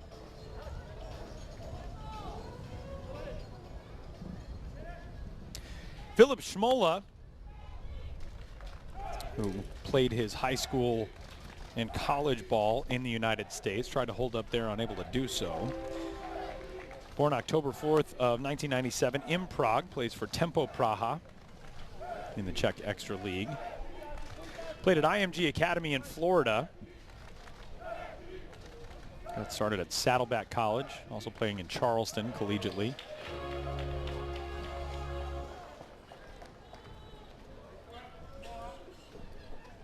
Now, he played at the University of Charleston, which is actually in West Virginia. We had a player earlier in this qualifier who played at Charleston Southern, which is in South Carolina. That's a Division I school. We already have a text back from Gustavo Rodriguez. That is not an out. Wow. It's out of play. It's out Past of the play. netting. Once Okay. it crosses over the netting, it's out of play. Touche. Gus is the global umpiring director. Larry Stone is here on the MLB side. He's the umpiring head for Major League Baseball, and a guy who, just like Gustavo Rodriguez, knows everything there is to know about the rule book and has probably seen everything there is to see in a baseball game. But Gus is my guy. If I have a question about anything rules related, he also responded with like 4 ha-ha-has beforehand. So it might have been a dumb question. But thanks to Gus That's what for he's telling us. tuning in. He's like, you idiot. 3 balls and 2 strikes. Man, what a culture shock, too. And talking about Smola, he went from, growing up in Prague, obviously IMG Academy, but then going to Saddleback College, Mission Viejo, California. 3-2 foul up the first base side. That's what, some people tend to forget. You're coming from, obviously, Prague or myself, Newcastle, Australia, or South Africa, and you go to the U.S., some of the places you go that you will never go. We talked about traveling the world and where baseball takes you, man. Some of the minor league cities I've been to, no chance I would ever venture into those places. Not because, there's anything wrong with them, but you just simply wouldn't for traveling for any other reason besides playing baseball. And the perfect example is a place that we talked about last night when Great Britain brought on its reliever Donovan Benoit, who played this year at High A in Dayton, Ohio, in the Reds organization for the Dayton Dragons. You probably wouldn't find yourself in Dayton, Ohio, and you said that was one of your favorite places to play in the minors. Blast. It's great. What was your sort of like, wow, what am I doing here? How did I find myself here? Did you have one of those minor league stops? Oh, wait, are we talking in a bad way or in a good way? That's fielder's choice. You get to decide that. All right. And now, again, I say this with all due respect. But and I'm not alone when I say this. But Clinton, Iowa. Okay. My goodness. The home of the Clinton Lumber Kings. Yeah. Old ballpark, right? Yep. Old Classic, ballpark. old-timey It's got a ballpark. steamboat casino out by center field. They have a dog food factory by the hotel. Oh, the lovely smell's smells. fantastic. But that's one of those moments. Listen, when you go 7 shutout, in A ball, you go back. You're like, Clinton's not bad. This is a good experience. When you give up a 6 spot, it's a little different story. Place smells like dog food. I'm not feeling my repertoire today. I'm miserable. 1-1. Jakub Heitmar in the air to left. Paolo Brassier puts it away. 2 gone. From what I've heard, a cool old stadium. And again, it's similar to what we've talked about with other sports elsewhere. You're talking about the hallowed ground that is the Sydney Cricket Ground. Mm-hmm. As we'll get another look at that fly out here from Heitmar. And the wind not helping this one. Now, he knew right away off the bat that ball was going nowhere. You see Bruce Bochy. I think he's going to come out and make a pitching change. Great effort right there from Harbeck after that first inning, too. Yeah, the first inning problematic, and Marc-Andre Harbeck really rebounded well. It's a 2-0 game as we move along in the bottom of the 4th. Pitching change for France.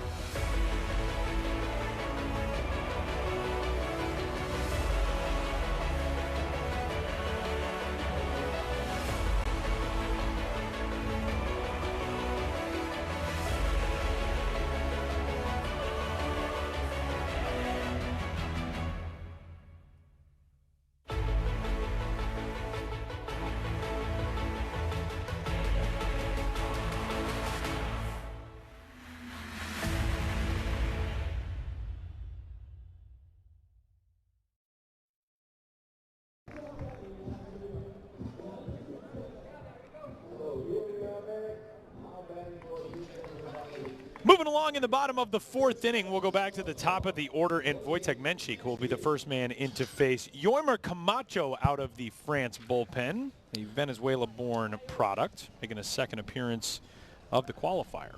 He's got some pro ball experience under his belt. Put up some good numbers too with the D-backs organization. Played in A-ball.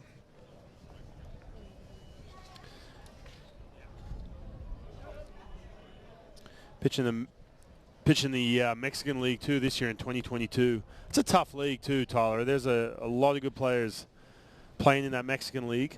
A lot of ex-big leaguers play down there. And guys are coming back from the Mexican League back into the big leagues too.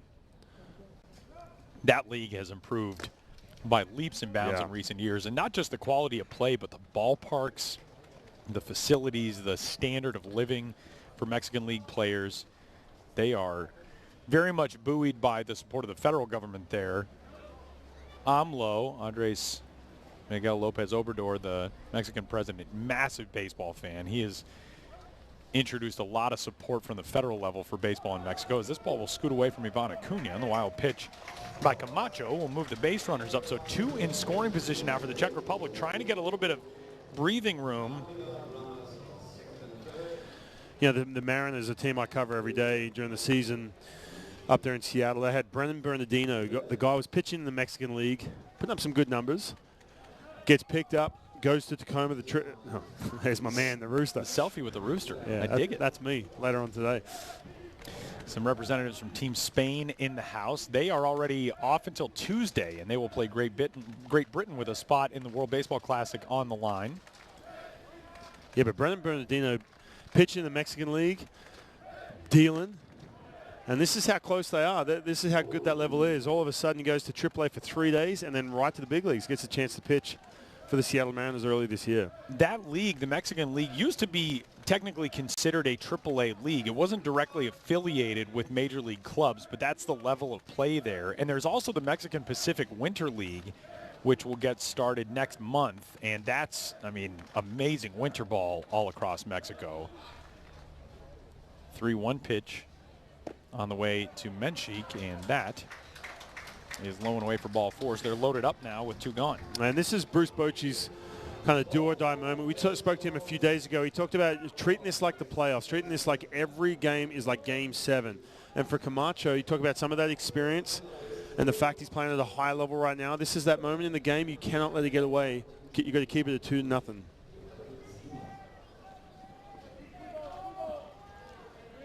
Going with his best arms out of the bullpen. And a big spot for the captain, Petr Zima. First pitch there for a strike, 0-1. Kind of a little frisbee action on that one. On this right-hander, Camacho making his second appearance. Played, as Ryan said, in the Mexican League for the Pericos de Puebla. They were in the postseason earlier this month. Gorgeous little ballpark in Puebla. They call the Green Nest their team colors, green and yellow, and that whole ballpark, the seats are green, the field's green, the outfield wall is green, the outfield bleachers are green, big tall green trees behind that ballpark. It is an amazing little stadium in Puebla. Ball and 2 strikes now on Zima. And nowhere to put Zima in this situation. Approaching the middle of that line of Cervenka. Right after Kloop. Toughest part of this lineup.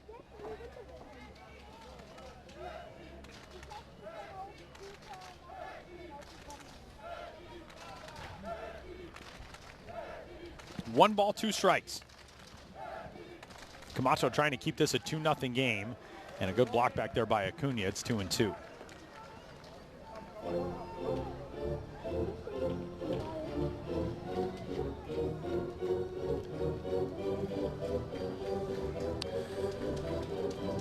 You see Camacho using that breaking ball a ton. It's kind of his safety net in this situation. And this is a big pitch right now, 2-2. Nowhere to put him.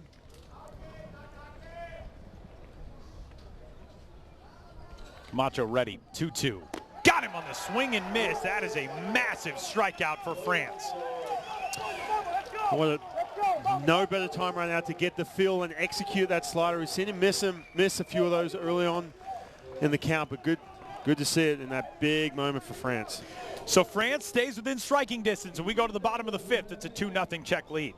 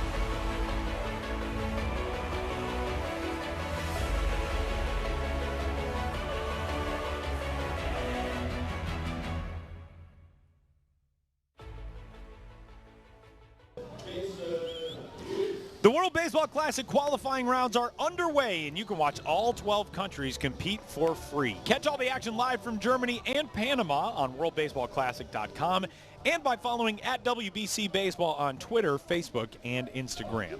Some Germany fans in the house. Their team will go tonight in the second of our two elimination matchups, as the winner of this game stays alive, moves on to continue the pursuit of a World Baseball Classic berth.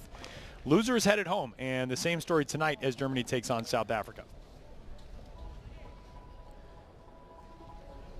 Back upstairs in Regensburg, alongside Ryan Rowland-Smith, my name is Tyler Mon. Jason Ruiz leading things off for France. This France team has threatened. They have had runners in scoring position in 3 of their 4 innings at the plate. They have left a runner on in all 4 innings, but they have not been able to break through so far against Lukáš Ercoli, the guy who was at one time destined to be the team PR manager for this squad here for the 2022 qualifier, and instead finds himself pitching for the Czechs' collective WBC lives here on day number 3. A big reason for that is that big curveball, able to throw that pitch for a strike, getting back in the count. You're going to see another one right here. 3-2, up and away, and a leadoff walk. And he's at 78 pitches. We're now about the limit, 85. So you're going to see that bullpen soon for the Czech Republic. And they have their guys too. The guys they like to use as their setup man. The Martin, who was up here earlier, giving us the breakdown.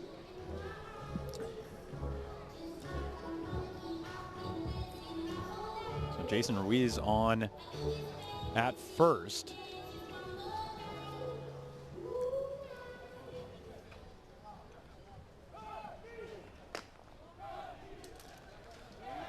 Debating some small ball.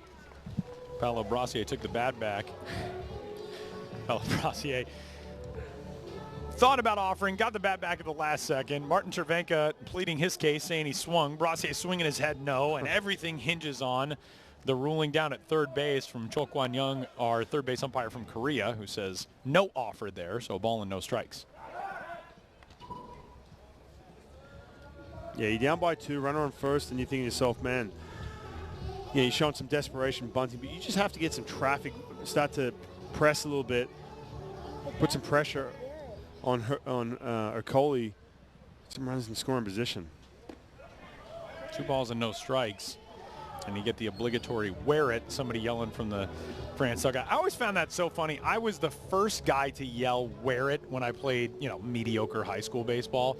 I don't want to get hit by a pitch, but it's so easy to yell at a guy, hey, just let that thing hit you. Yeah, I think in France's situation right here, you're going to get some base runners too. So obviously, yeah, where it doesn't feel too great, but that's that big slow curveball. Yeah. If you're going to take one, that's the one. Yeah, just generate some traffic, base runners, some pressure. You're right in this game. Brassier, the left fielder, played collegiate ball at Middle Georgia State University, as well as with the Barracudas of Montpellier back home. 3 balls and no strikes on him now to get things started. This is where that depth of that pitching staff comes into play. Who you got? It's only the 5th inning. So you're seeing that pitch count now, 81 pitches. And nobody up in that Czech bullpen down the right field line. Which, with Ercole coming up on 85 pitches, seems like this staff, led by Pavel Hadim, is content to let him go to that limit and beyond if possible.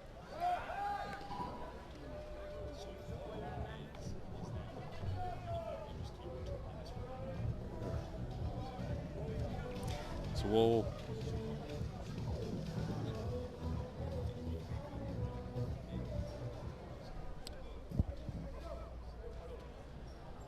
3-1. There's the bunt on 3-1. This is a tough play, and nobody's going to get over to first in time to cover Brassier, who will reach on a bunt single. That's a surprising spot for that on 3-1. Yeah, it really is, because you're going to force the issue throwing strikes. But this is the best case scenario in this situation. You put a bunt down, you're trying to generate a little bit of pressure, and all of a sudden, Lucas Ercole can help himself out, but rolling off that mound towards the third base line. And that could be it. So it looks as though this may be the end of the day for Lukáš Ercole. And if it is, and it appears that it is, Pavel Hadim goes to get the ball from him. What an effort by Lukáš Ercole. And in the top of the 5th inning, France threatening yet again, keeping it real tight. 2-0 our score. Pitching change for the Czech Republic.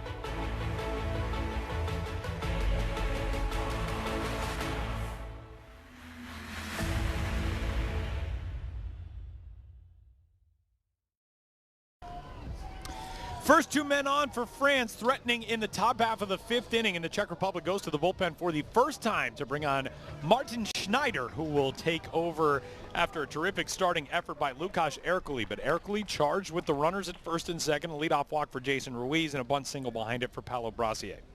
And we're kind of giving the heads up that Martin Schneider would be coming into this game. It's kind of like that setup role. Bridge the gap to the closer. And another bunt. He's fallen off the mound. Third base side, and he's able to get the out on the lead runner. And this is a guy in Schneider who has a lot of two-way experience, and he looked like an infielder there. Yeah, this is a great play. Look, this is tough. Coming right into a game, all of a sudden they get a bunt laid down. You're trying to get into some sort of rhythm. But, man, it shows that athleticism, that two-way, obviously the infielding prowess right there. This is a good play, man. Getting that lead runner, that's a huge out. That's one of the, I just wrote that in my scorebook and then hit it with a highlighter because that feels like that can be the turning point in this inning, potentially. Absolutely. If the Czech Republic can get out of this. And Alexander Perdomo will turn around, come in from the left-handed side. But, man, that is a very impressive play. That's a difficult play to make regardless, as Czech Republic with a couple of arms working down there, so potentially a short leash for Schneider, which now, especially wanting all of the pitchers possible to be available going forward, you know that Ercoli is done for the remainder of this qualifier, but you have to really heavily manage the pitch limits, the pitch totals moving ahead for all the arms out of the bullpen. Yeah, you do. And first of all, going back to that play, you mentioned it, it is such a tough play, and you practice it in spring training literally every day. But when it comes to game speed, and when it's middle of the season, or in this case in the middle of a tournament, you just have to know where that runner is, how much time you got. It's so hard to judge off that bunt, how close it is to you, how much time you got, and that's where it's key to have your third baseman, Smola, in this situation, be yelling. Your catcher behind the dish, Travanka's yelling, making sure, because if you don't make that play, guess what? All of a sudden, they're giving you an out. Now you've got loaded bases with none out. 1 ball, 2 strikes on Perdomo. And a pop-up. Infield fly rule in effect. 2 gone. Yeah, you mentioned the pitch count as well. He gets to 30 pitches. He has to have that rest. So this is going to be interesting if it's going to be a short leash, but what a time to bring him in. You see this in the playoffs too, over in the Major League Baseball, where you start to see closers pitching in the 6th, 7th inning, because that's the most crucial part of the game. So you got your guy in Martin Schneider, who we've heard so much about. He's had some professional interest from teams in the U.S. But this is that big spot for the Czech Republic, keeping it 2-0. I feel like Cleveland kind of started out with Andrew Miller. Andrew Miller was the guy they went to when they needed a big out. It didn't matter if it was the 4th or if it was the 8th. And there were other teams that had done it, but he really sort of brought it into focus as we need our best arm in the biggest spot regardless. Yeah, and you see some of these strategies that play out in the playoffs, and you see them start to seep into the regular season. Usually the closer pitches in the 9th. And Garita right side, knocked down over there by Mujic, the covering reliever, doing the job he was tasked with as Martin Schneider gets it done in the 5th. The first 2 aboard for France, still yet to put a runner at 3rd, and France carrying a 2-run deficit as we head to the bottom of the 5th in Regensburg.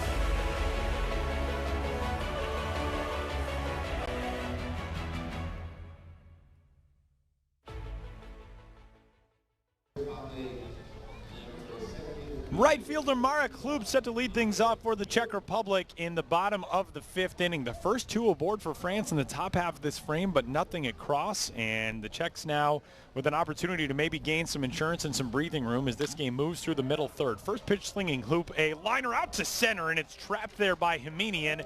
And a base hit to get it rolling. Man, if you're going to dive like that, do the big swan dive, you've got to make sure that ball stays in front of you. That ball gets by the center fielder in that situation, Himinian, that could be an inside the park right there. Yeah, it's a guy who runs okay, and Marek Klub. And thankfully for Bruce Bochy's side, those guys feeling some relief in that third base dugout. The leadoff man on for Martin Chervenka, who had the RBI double in the first inning.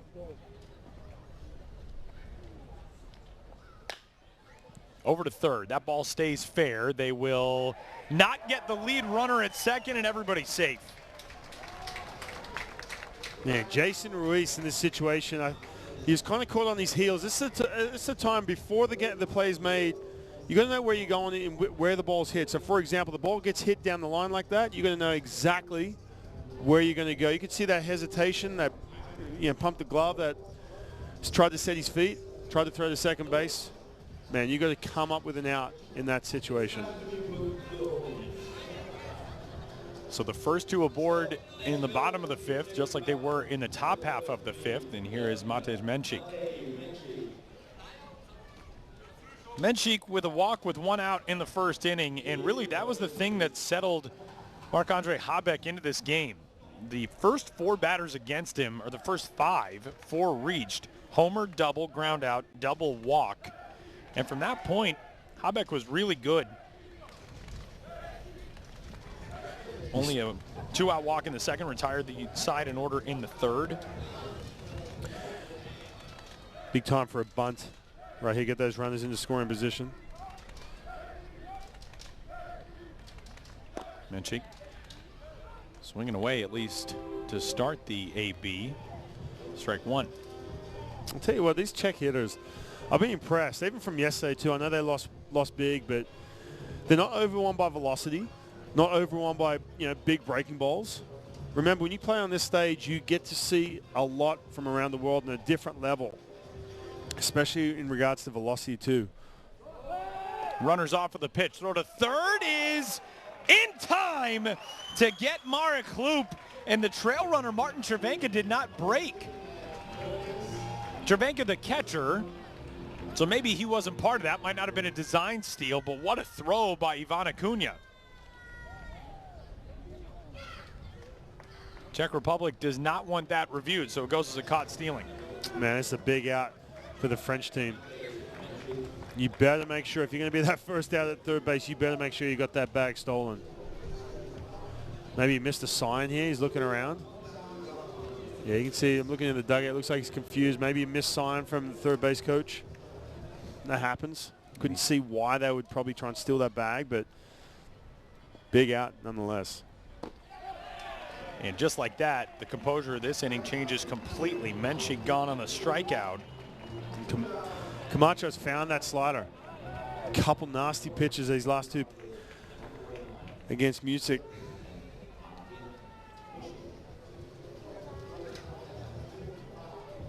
So with 2 gone, here is Martin Mujic. It was first and second, nobody out about 90 seconds ago.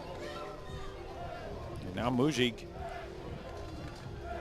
trying to get the inning back on track.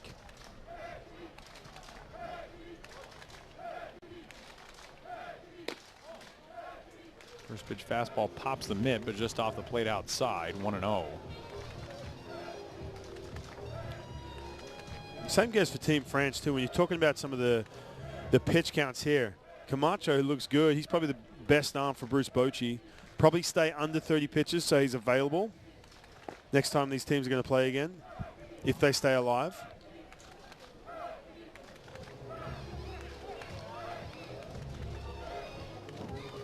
Czech fans looking for some insurance. Try to breathe a little easier here in the middle third of this game. 2 runs for the Czech Republic came across in the first. Here in the 5th, the 2-0 is fouled away.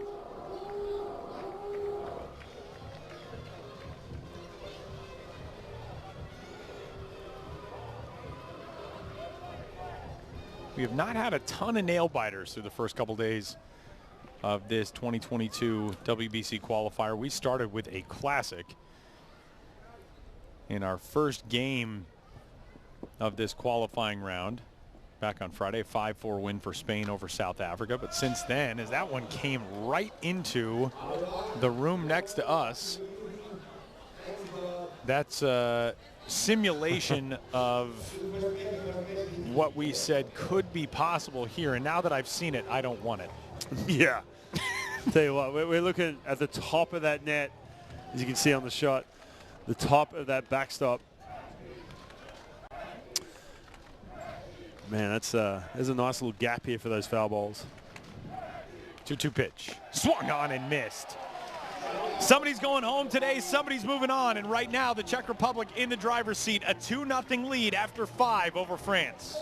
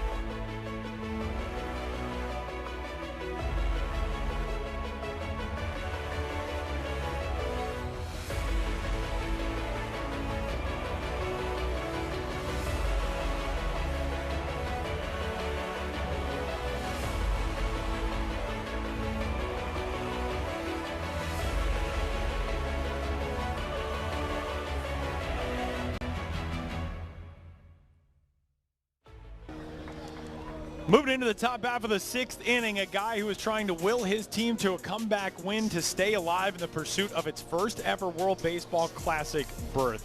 Bruce Bochy, the manager of Team France, 25 years in the big leagues as a manager, 12 in San Diego, 13 in San Francisco. Won a World Series 3 times with that even year magic, 2010, 2012, 2014. 2003 career wins. He was the 1996 National League Manager of the Year, and it was actually 2 years later that he took his team to the World Series. San Diego Padres, a 98 National League pennant. And there you see Bruce Bochy representing the nation of his birth. His father, Gus, was stationed in France when the younger of the two Bochy brothers on this Team France coaching staff was born. And his catcher and cleanup man, Ivan Acuna, leading things off here in the top of the 6th.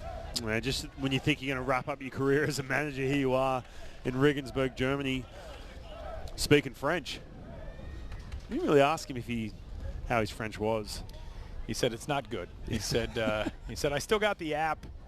That's right. I was trying it. That's actually going to plunk Ivan Acuna, so he's on. And I was doing it every day when we were getting ready for Tucson. He said the quote was, every day it was "Je suis Bruce Bochy," and he said about a month later I realized I had forgotten every word that I had attempted to learn. Yeah. France are back in business. Base runner Schneider was tough. Only 10 pitches again. We're going to see some bullpens on both sides being used here. Keep them fresh. They're going to need them these next couple games. That is 3 straight innings with a leadoff base runner for France. They have not yet been able to push anybody past second base. We'll see if the 6th inning is the charm. Bruce Bochy said that his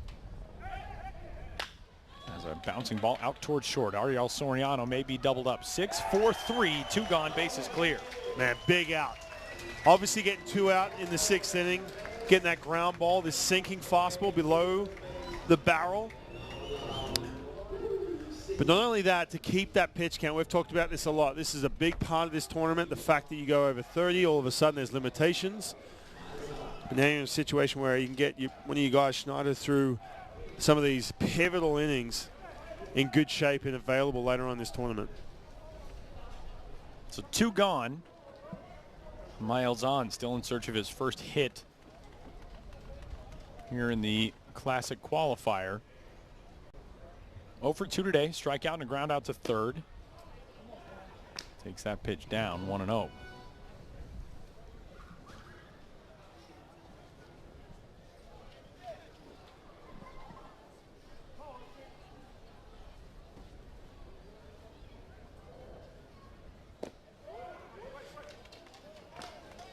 France has left 6 on through its first 5 innings at the plate.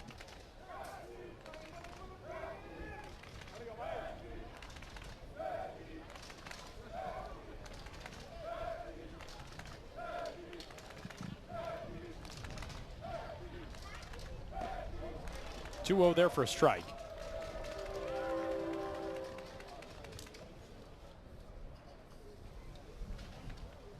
Martin Schneider coming on last inning after Jason Ruiz and Paolo Brasier reached to lead off the inning against Lukáš Ercoli. Schneider deals a 2-1 popped up. Chervenka to the track, and he puts it away for the final out of the inning. A veteran catcher able to throw the mask off and get back to the track to make the play, and that will do it for France in the 6th. We'll move into the bottom of the 6th inning. The Czech Republic hanging on to that 2-0 lead.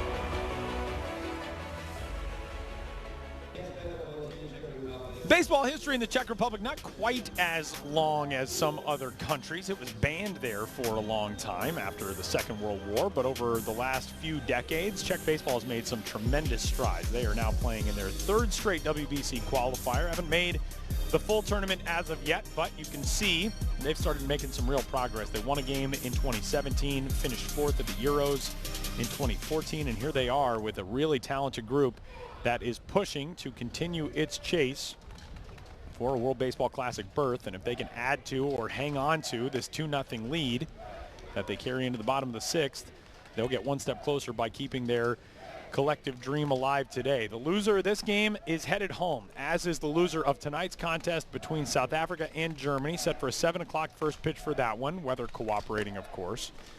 as the 0-1 is there for a strike on the outside part of the plate to Arnoš Dubovi, who leads things off in the bottom of the 6th. Tyler Mon, Ryan Rowland-Smith hanging out on day number 3 of the 2022 World Baseball Classic Qualifier from here in Regensburg. Our first of 2 qualifying events.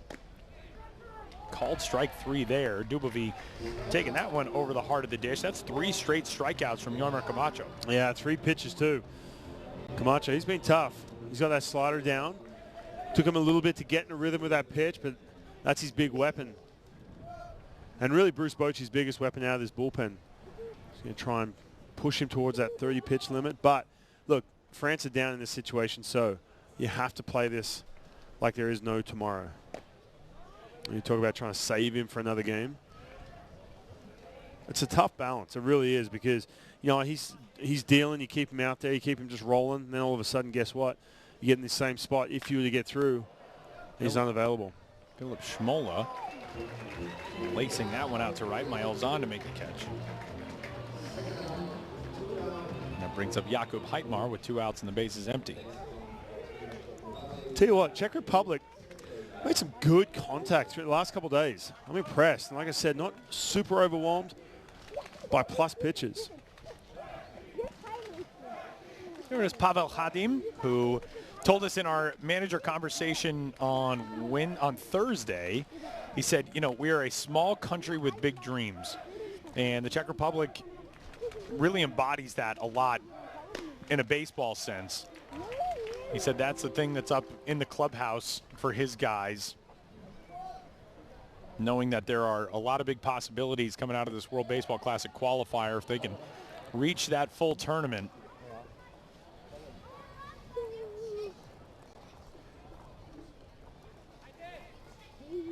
It was not a good or easy first day yesterday for the Czech Republic. A 21-7 loss to a power-packed Spain team.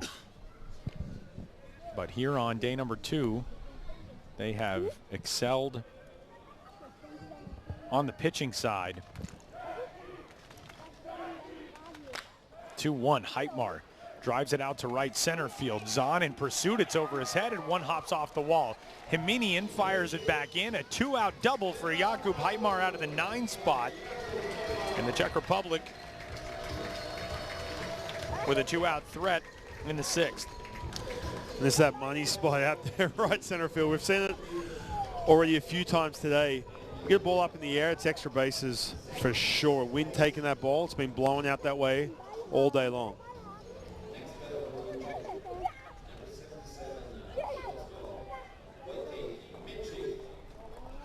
So back at the top of the order, Wojtek Menchik, who has been aboard all 3 times he's been to the plate today, led off with a homer in the 1st to give the Czechs their first lead of the day, their first run of the day.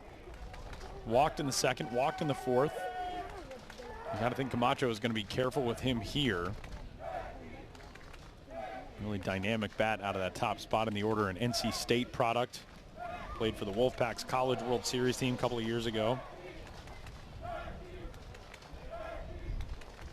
He's from Brno. It was an all Brno Czech Extra League final this year.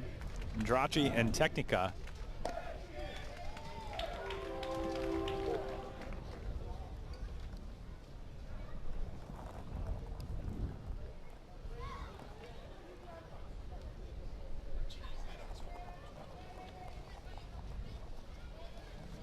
Our technical director, Adam, also a Brno guy. We got all kinds of connections to the hometowns of this Czech squad. As Menchik will see that skip off of Acuna's shin guard, and rounding third, holding there, Heitmar advances on the wild pitch. We've seen this last couple of days, having trouble blocking some of these pitches. Acuna, we saw this against Great Britain, and it was kind of crucial, especially early on. I know Great Britain ran away with it, but trying to keep him close, couple pass balls, getting handcuffed back there.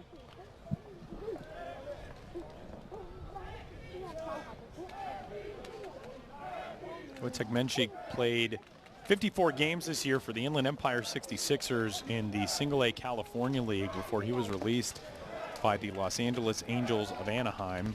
But he actually was able to use that move to come back to the Czech Republic. He landed on a Sunday at 11 o'clock in the morning, and by 2 o'clock in the afternoon, he was at the ballpark and ready to go playing for Technica Brno. He helped them turn around a playoff series. They trailed 1-0. 2-1 swing and a miss, counts even on it. Nothing like a 10-hour flight. Followed immediately by a game. Strap it on and go for it.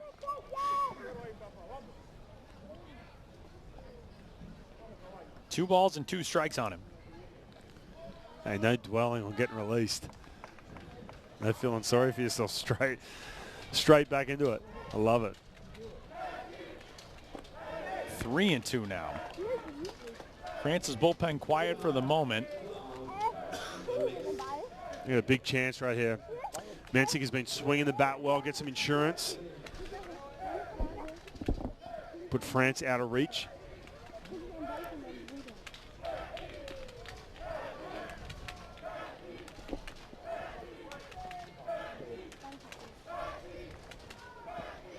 Three-two coming.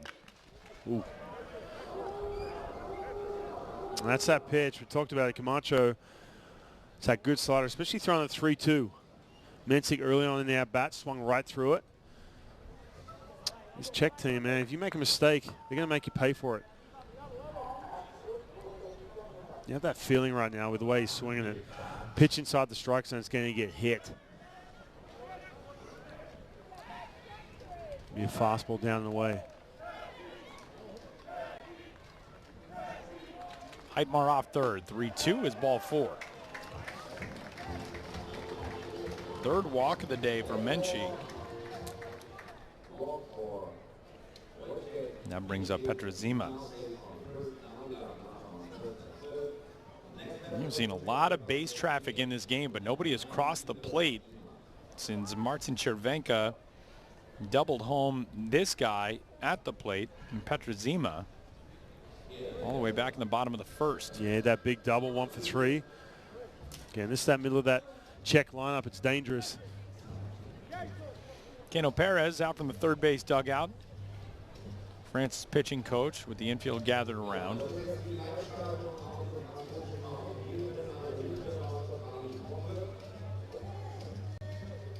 Yeah, he got to 2 outs quickly, and all of a sudden starting to struggle a little bit. The tougher at bats. As soon as you get to the top of that Czech lineup, they're going to make you work. You can see the French bullpen, no movement at all. So you're going to see Camacho go well beyond obviously 30 pitches, already at 36. Maybe get to that 50 mark, that 50 threshold. If that's you going out there for that mound visit, is that a conversation, something specific about Petr Zima? Is it just, hey, just refocus, settle yourself? What's that conversation? I think it's a little bit of both. I mean, a situation here, you can't start pitching around, guys, obviously because you already got 2 runners on. It's a 2-0 game. But I think more so the latter. It's just to settle him in. Look, he's looked good. The slider is still working. It's just pressing that reset button to make a big pitch and get that third out.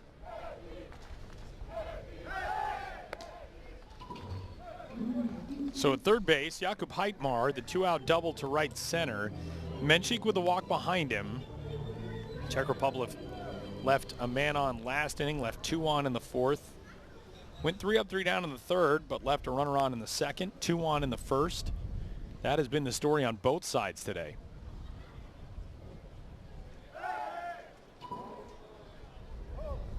You often see the fake third to first move. Not often you see the fake first to third move. Trying to see if they had any shenanigans down there at third base. Nothing doing.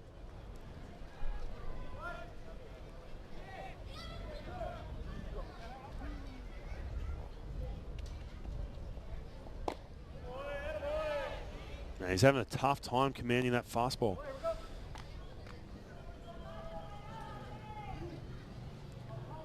Outfield is straight away for Petr Zima. This is not a time you want to lose it here in the 6th. You've got to keep him at 2-0. Keep it within 2. Pavel Hadim and his coaching staff, some tense moments in that first base dugout. Here's the 1-0. That's that slider. That thing is filthy. When it's on, when he stays on top of that pitch, it's late.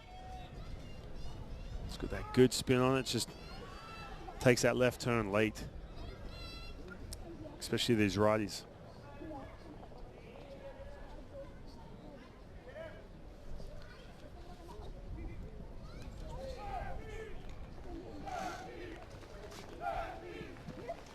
One ball, one strike. That Czech supporters section on the first base side, hoping to finally get a little insurance. 2-1. Yeah, keeps missing down and away, pulling off that ball a little bit. Maybe starting to fatigue as well. He's pitched out of the bullpen in Mexico. See the Czech fans getting into it, the young kids. Was that a train ride? Yeah, not too long of a train ride from here in Regensburg, Munich area to Prague. About 4 hours-ish. 2 balls and 2 strikes now on Zima. This France team, they all got together in Toulouse before heading here to Germany. All roads leading to Regensburg here in 2022 for this first of 2 World Baseball Classic Qualifiers. 2 balls, 2 strikes, 2 gone. 2-2 pitch.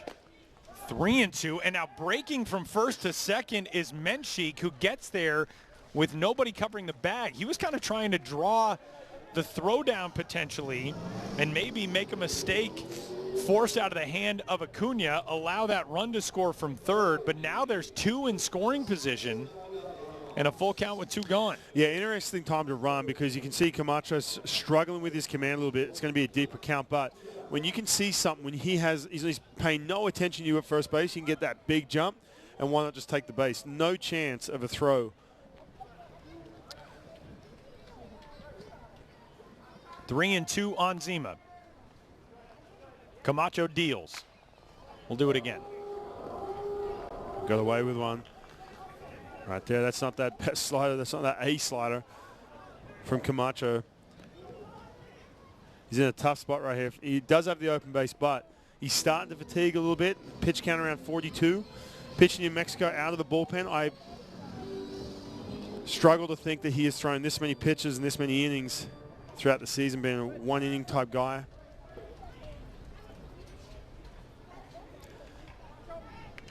Has to be able to execute this slider right here. Some stirring down the line for the France bullpen. Pitch on the way to Zima is high for ball 4. He lost him. Yeah, you see the bullpen going. Look, I think they're in a tough spot right now. These guys just started throwing, so they're going to still take another hitter or 2. It's a big opportunity for this Czech team in the middle of the lineup to do some damage, even with 2 out.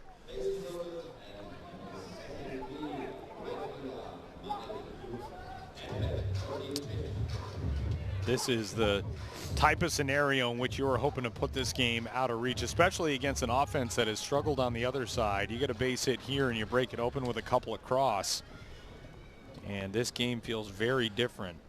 Yeah, for Klopp, you got to make him throw strikes in this situation. Don't come out of your shoes on the first pitch and get a cheap out.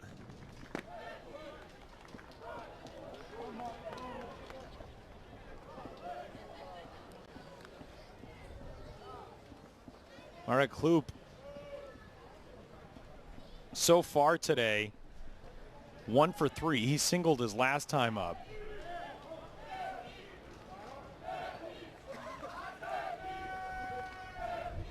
Swing and a miss there. Big pitch. That fastball finally got it over.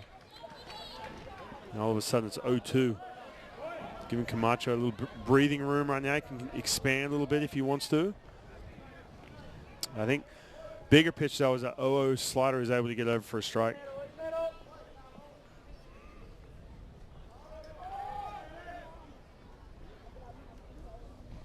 Oh-2 pitch. Kloop waiting. Lined out to second, a leap, and it's over the head of Angarita and on into right. That will score 2 as Marek Hlub comes through. It's a 4-0 lead for the Czech Republic. They've doubled the advantage in the 6th. And what a good piece of hitting with 2 strikes in this situation. You see that slider, you see it up straight away. Don't try and do too much. Just get back to that ball and spray it into right field. That's exactly what he did. And that'll bring the end to the day for Yoimer Camacho, who pitched pretty well until running out of gas here in the bottom of the 6th inning. Bruce Bochy out to get the ball from his reliever, and that will send him off to the dugout third base side. Pitching change for France. It's a 4-0 lead for the Czech Republic, thanks to this rip off the bat of Marek Hlub, sending it down to right to plate a pair and double the advantage. 4-0. Czechs out in front as we move along in the 6th.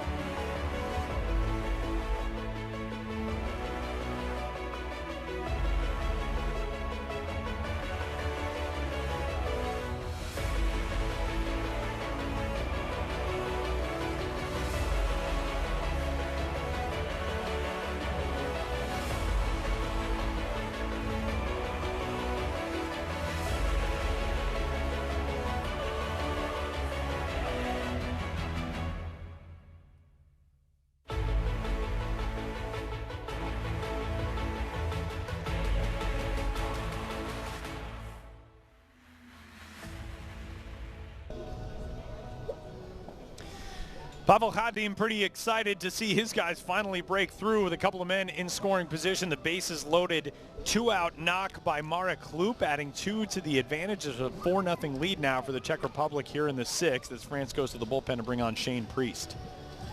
Yeah, big moment in that game. 2 out. You've got Camacho on the ropes. Goes 0-2, but then you get that hanging slider, that one pitch. Put this game essentially out of reach with France not doing a whole lot offensively.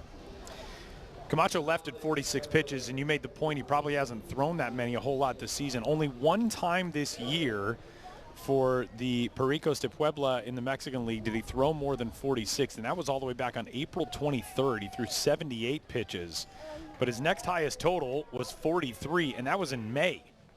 Yeah, you could see him start to fade too. Just couldn't get that feel for that fastball. Relying heavily on that slider, and that's the first thing that goes. When you're starting to get tired, when you're starting to fatigue, that command will go on you.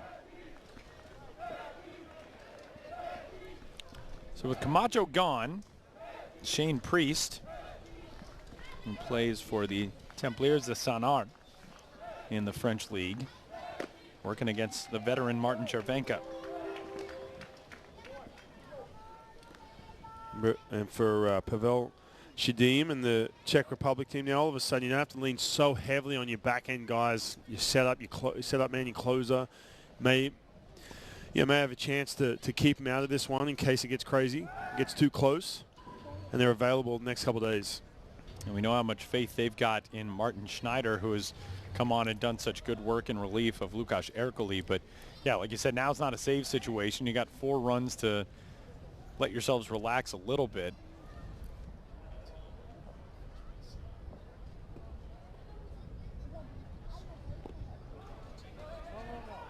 Runner off with that pitch in the dirt and sliding in safely. Marek Klup will move up on the wild pitch. So now 2 in scoring position again. This is a huge opportunity for Martin Červenka to really blow this thing open. Yeah, Bruce Bochy was really leaning heavily on Camacho to get through that inning. His best arm out of the bullpen. We see this a lot with these teams.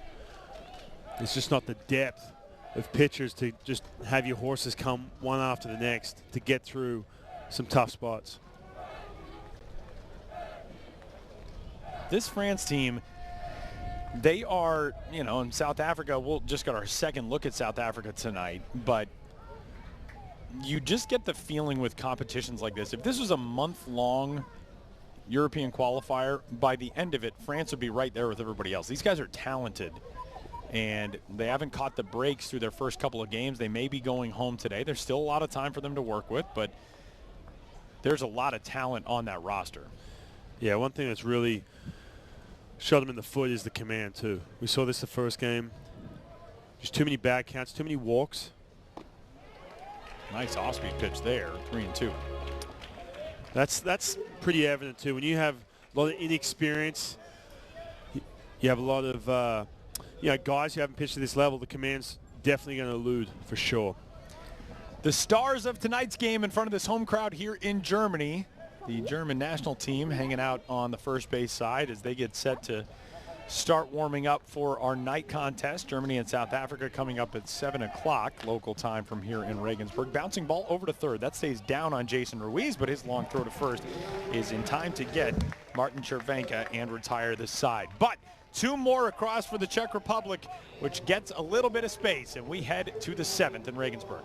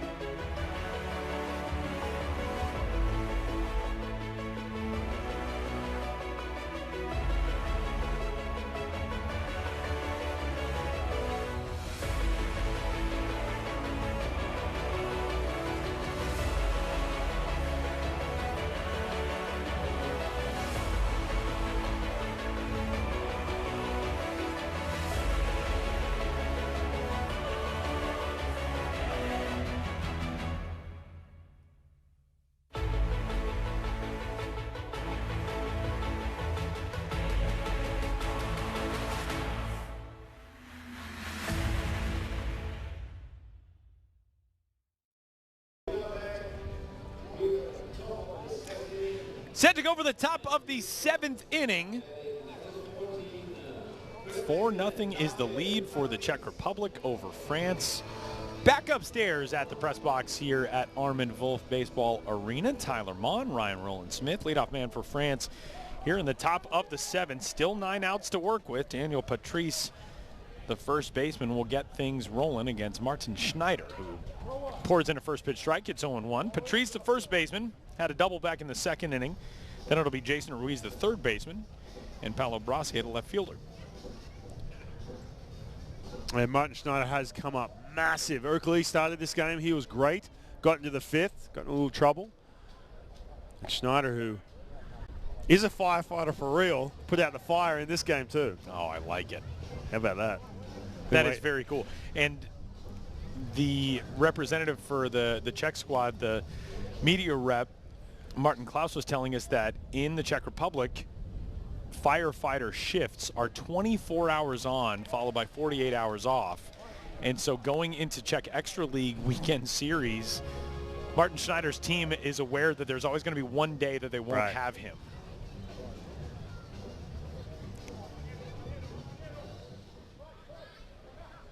Daniel Patrice. It's been really good for this France team. Check swing bouncer foul. Yeah, they're going to get some base runners, get something started, put a little pressure on this Czech Republic team in the driver's seat right now, 4-0.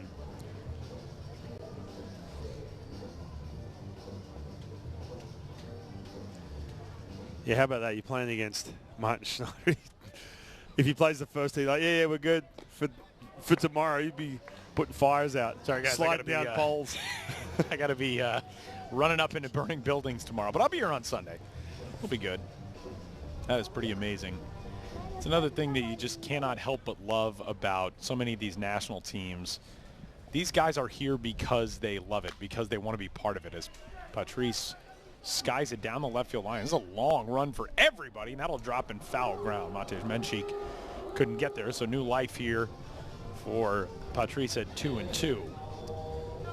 But yeah, I mean, hearing Martin Klaus tell us about these guys. Yeah, the wind swirling around a little bit, some crazy routes. It's a tough ball to get to regardless. But now you mentioned it too, some of the situations you'll find yourself in March if you do qualify. And even, look, we talk about some guys who never sniffed the big leagues, not even close, getting a chance to be on the same field as the best players in the world. But even guys like Travanka behind the plate, you talked about how close he was to the big leagues. Down the line, this is extra bases if it's fair. It's a foul ball. Yeah, getting a chance to, didn't get to the big leagues, but guess what? They qualify. All of a sudden, he's facing, who knows, Shohei Ohtani. You mentioned we were talking about the WBC before we even got here, a few weeks ago, and you were saying when you guys qualified, being Team Australia, there were some guys you kind of had to talk off the ledge a little bit. You're going to Tokyo, you're playing NPB All-Stars in front of a sold-out crowd, guys who have never been in positions like that before, and it's intimidating, it's exhilarating, but in a baseball standpoint, we are up against it now. Yeah, and I was in that situation in 2006, being a young player. I ended up getting injured. I didn't get to pitch. But, we had the Dominican Republic, Venezuela, and we're looking across the field, and you've got, Miguel Cabrera, David Ortiz. That's who you're going to be up against. Well, they've been playing in baseball in France for a very, very long time. In 1924, they formed the French Baseball Softball Federation. That same year, the New York Giants and Chicago White Sox played an exhibition game in Paris. Third in the Euros in 1999, their best finish. Now ranking 22nd overall worldwide. Their manager, Bruce Bochy. Ryan and I got a chance to talk with him a few nights ago in his managerial office here in Germany, and we were talking about how baseball in France is really having a moment right now. A couple of weeks ago, the France U15 national team took part in the U15 Baseball World Cup for the first time ever. They didn't make the final round, but they made the placement round, won a couple of games there, earned some very valuable ranking points. They're the number 22 ranked national team program in the world. And the French women's baseball national team will be in the Women's Baseball World Cup coming up next year. The Women's Baseball World Cup is a really fun event. That is an awesome event with some really good athletes. A 1-1. Playable perhaps for Philip Schmola, who has to play that almost back into fair territory. He was almost on the warning track in foul ground, and he makes a catch with a foot on the baseline. Yeah, and the wind, again, is a factor, not only on the offensive side, those balls to right center field, but even this pop-up. Look at that thing swirling around. I think he camped under it. The good adjustment right there from Schmola to make that play. Very much a factor right now with the wind. We can see the flags and the banners out beyond the left field wall, and they've been blowing pretty much straight from the left field line out towards center field. And you can see it's playing a role here on anything hit in the air. So 2 gone, base is empty. Here's Paulo Brassier, who had the bunt single back in the 5th inning. That really felt like it was going to be the inning for France. Jason Ruiz walked to lead off. Paulo Brassier, a perfect bunt single to put himself on. Pitching change. Martin Schneider comes on. Leo Jimenian lays a bunt down third base side, and Schneider, a two-way guy who can play in the infield as well, springs off the mound, snares that ball, fires it to third, gets the out on the lead runner, and from there, pop out by Perdomo, ground out by Angarita, and that ended the threat. Joe Bocci, also in the house here in France. Now, Joe Bocci was the older brother, and when Bruce was born in France, Joe was about 4 or 5. He did learn some French, his family with a French caretaker and nanny, and Joe knew some French as a little kid, and we asked Bruce how his own French was. He said it wasn't very good, and then followed up with, well, how is Joe's French? And he said, that's not very good either. He said, Joe's trying a lot harder, but I keep telling him we're in Germany. Like, saying bonjour to people isn't getting you anywhere.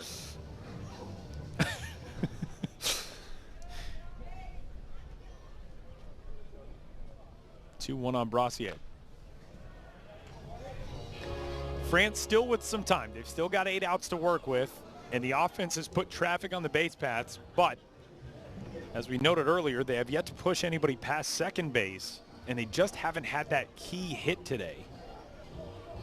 They left 6 on through their first 5 innings. They went down, sending the minimum last inning, even after the leadoff walk to Ivan Acuna.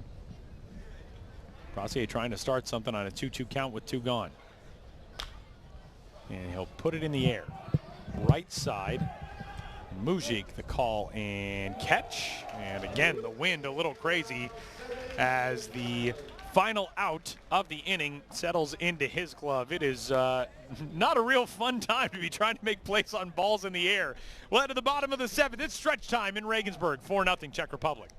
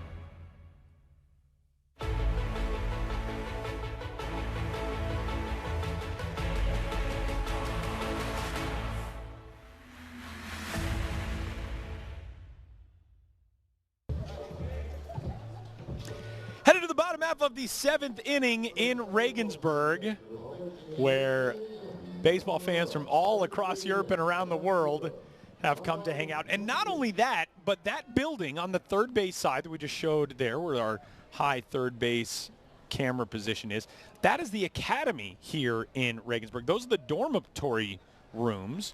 So kids who are staying here, the baseball players, also ice hockey players will live at this academy. They pretty much can just throw open the blinds, step out onto the balcony, and watch games from this Regensburg academy, which is pretty dang cool. As Mate Menchik leading things off here in the 7th.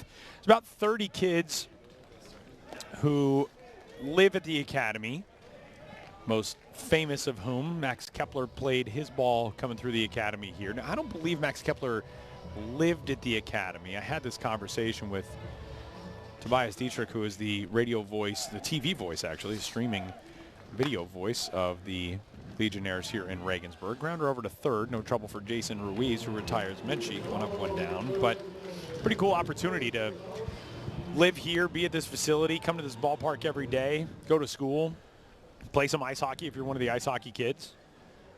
Martin Mujic steps in 0 for 3. You good?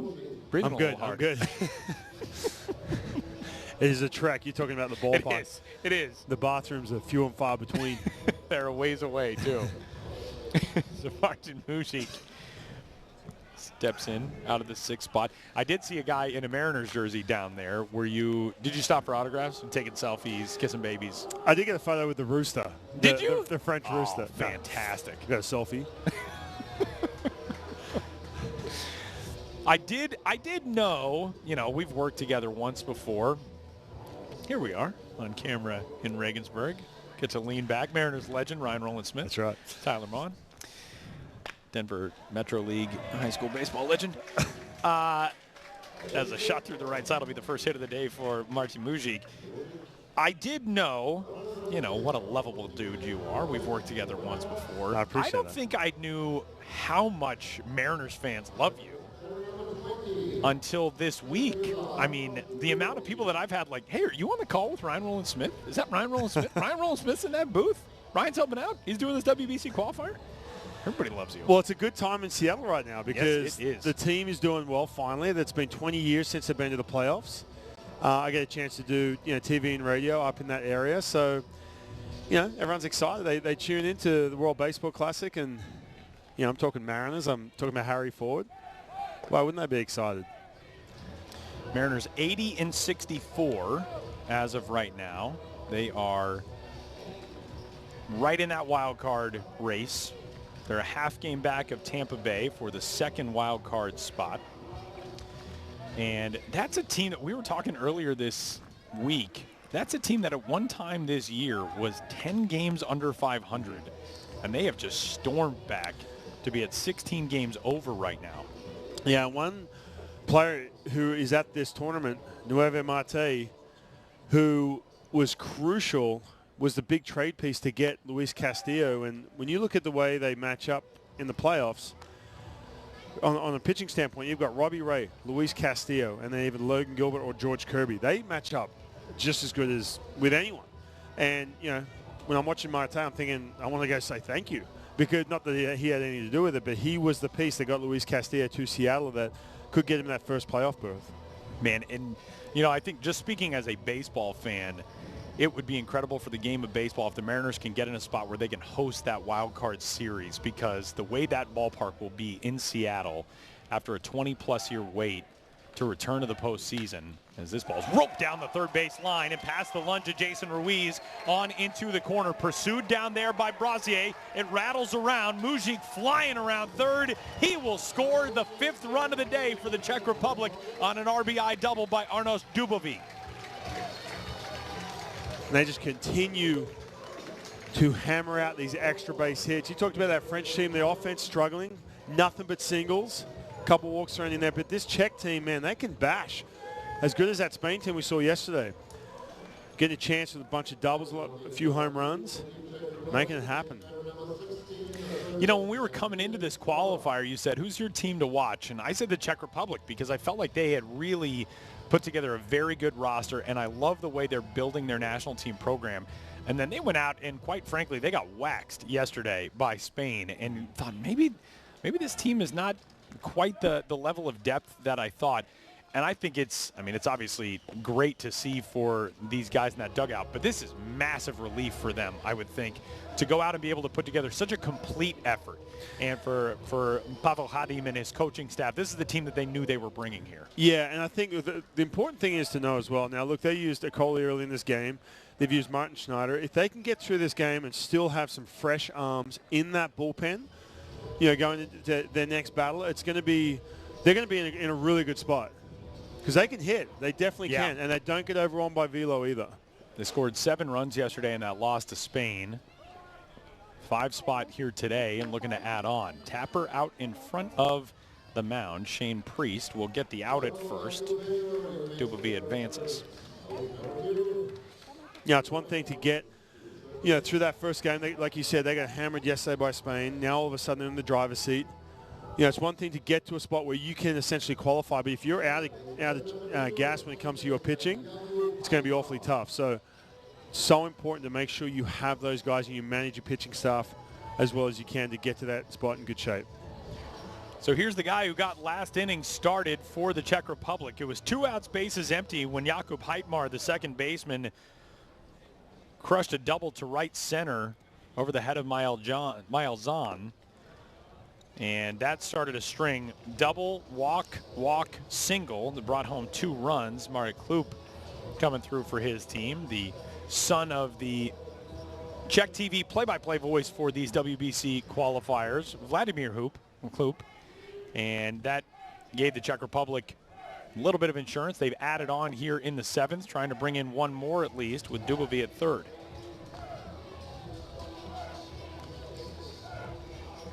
Heitmar 0 for 2 going into that at bat.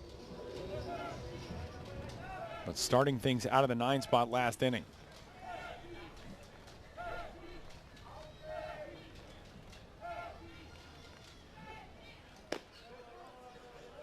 So here's the big question. Here's the $1 million question. Coming up in March, you get that call from Baseball Australia. Glenn Williams says, "Brother, we need you." You doing it? Listen, I'll tell you this right now. If I get that call to say, "Hey, can you pitch?" I'm going to say to him, "Hey, you guys are going to be struggling if I'm on that roster. I don't know if I want to be getting hammered every day out there in Tokyo." But I joke, but yeah, Oh, see, there it is. There it is. Yeah, I do. I joke, but I'd take that phone call. No, watching these games, and obviously I'm around, obviously baseball in Seattle every single day, and when you come across that one guy who's the same age as you, Anibal Sanchez pitched against us the other day, and I'm thinking, man, we're the same age. We literally came up around the same time. Yeah. And you start to motion with that, move that shoulder a little bit, thinking, is it still in there? Do I still have it? No, it's long gone. That is for sure. I pitched my last game in the Tokyo Dome, 2017. I knew I was going to retire after that. That last at-bat facing Aoki with loaded bases, I knew that was it. And I was happy to say goodbye. But man, what a way to go out, though. Pitching in front of that crowd in that venue. Outside of the United States, that's probably the most hallowed baseball ground on the planet. 3-2 fouled back. That's amazing. Yeah, it's an amazing place to play, to watch, and just learning how much you and I know about that Japanese roster. Yeah. And the history of baseball there, and the ins and outs of that. And then again, you mentioned in March Team Australia is going to go back there to Tokyo to do their thing. I know that roster like the back of my hand. I know all those guys, and I'm excited for them. I really am.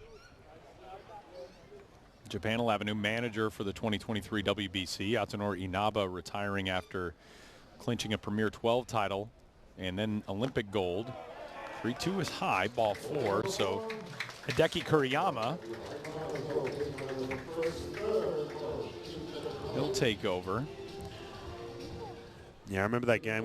We had him there for a little bit, Team Japan, and it was a situation. I think the second baseman made an error. And we're like, wow, that's so rare for them to make any kind of error. But then we kept them close, and then they came through and beat us with all their superstars. We got a lot of fans tuned in over in Japan, which we always love. One of the truly great baseball markets on the face of the planet. France headed to the bullpen, bottom of the 7th, 5-0 Czechs.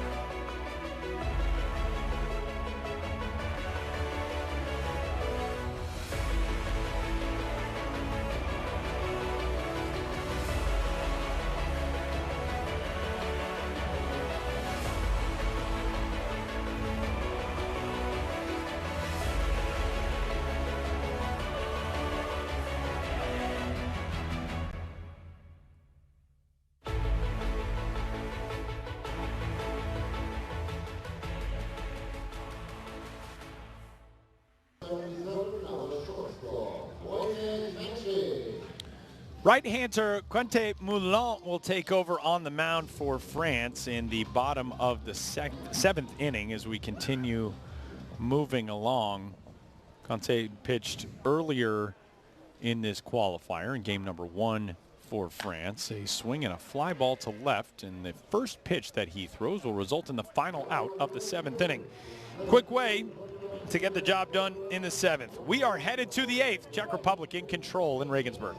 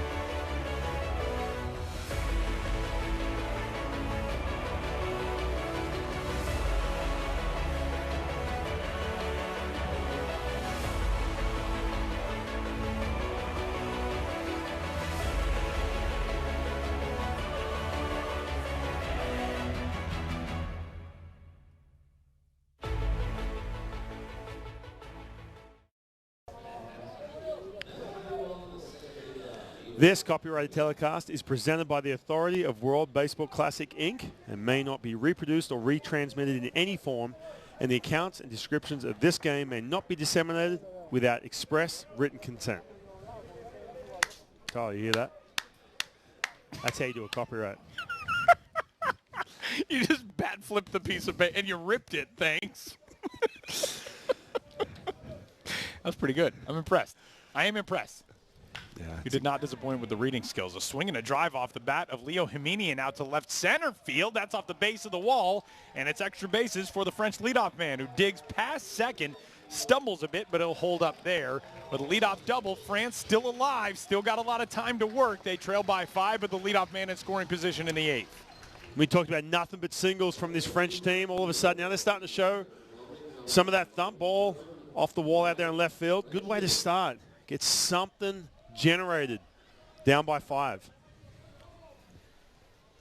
Himinian kind of awkwardly planted a foot, lost his helmet, and now springs back to second to await the at-bat of Alexander Perdomo, the shortstop.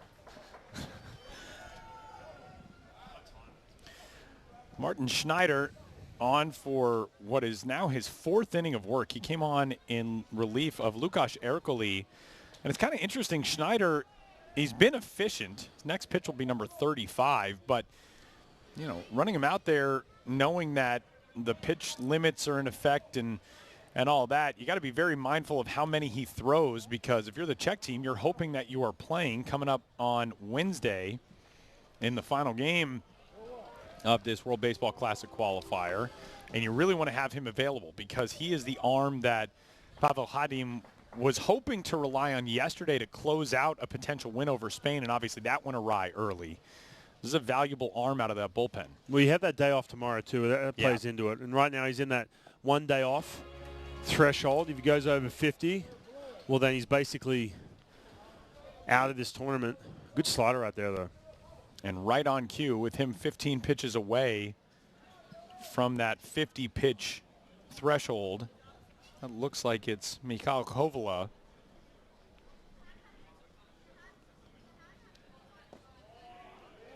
who is still just 18 years old, Kovala, if that is him throwing down the line. The right-hander out of Ostrava.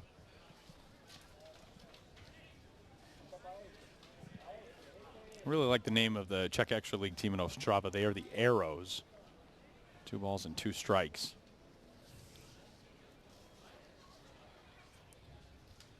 Perdomo tags one to first, and right there to snare it is Mujic. He throws it off the leg of Himinian, who's back in at second. Yeah, big out right there. That ball was hit hard. 1 foot to the left or the right. I could have gotten by the first baseman, Music. Man, that ball was crushed. Man, you talk about baseball as a game of inches. Like you said, a foot to the left or right, that's down the line. It's extra bases. Back in the 6th, when the Czech Republic added on, Marek Klup's RBI single to right was, I mean, just a baseball's width above the glove of a leaping Jakub Heitmar. That's a rope 6 inches lower. Heitmar makes the catch, and this thing stays 2-0. And now we got a roller over toward first. Angarita bounces out. Himinian advances. And that leadoff double a short time later is now just a runner at third with 2 gone. Yeah, you see how well Schneider fields his position too. Getting over with all kinds of time over the first base. But you're right, that came down as an 0-2 count with 2 outs. You could see Camacho was running out of gas. It was that one last pitch, that one extra breath you got to take and just finish it. And he couldn't do it. And Czech Republic now sitting there with a 5-run lead. You just get the feeling for France, if they would have been able to break through with some of these threats early in this game, not to say that they're out of it, because 5-0 you're not out of it, but if you score a run here, you got 4 outs to work with. You need 4 more runs. Had they come through, you know, in the 5th inning when they had first and second, nobody out, that changes the complexion of this game entirely. 100%. Also some base running errors too, running themselves out of situations.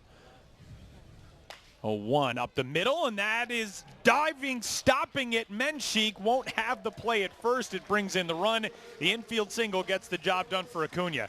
Man, you can't count out Wojtek Menchik. I thought that was going to get pretty easily into center field, and Menchik gobbled up a lot of ground in a hurry and knocked that ball down. Yeah, just to knock this ball down, showing some serious range. And Menchik, look, on both sides of the ball, he's been impressive these last couple days. Just to get to that ball, keep it on the ground. Still in the driver's seat here with 4 runs, 2 outs, 4 runs to make up. Now, on the flip side of that, you think, well, you get one big swing here from Soriano. You make it a 2-run game again. You feel okay going to the 9th. But, yeah, it's just been left so late for the Czech Republic, or for France, rather, trailing the Czech Republic in this game. Plus, Schneider's pushing on. You know he's going to be taking out this game before the 50-pitch mark. He's at 41 pitches right now. So he wants to get through this inning. Yeah, it would probably be one more batter, best case scenario for Schneider, but for Pavel Khadim and his coaching staff, they're hoping you get one more out in the next 7 pitches and get yourselves back into the dugout. If you are facing a batter when you hit the pitch limit, you are allowed to finish that batter.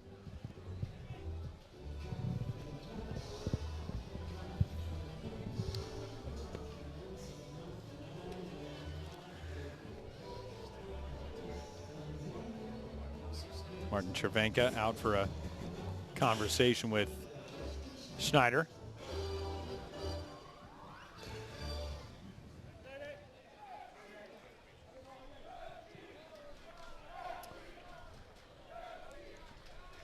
To Soriano.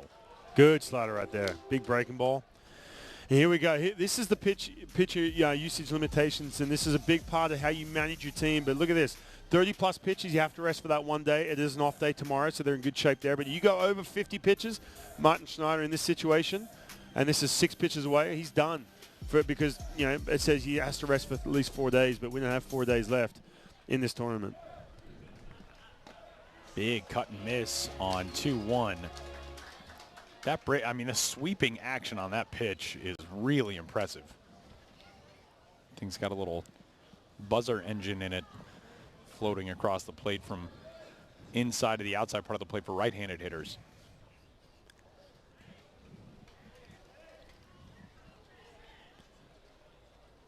Here's the 2-2 to Soriano. Got another one in off the hands.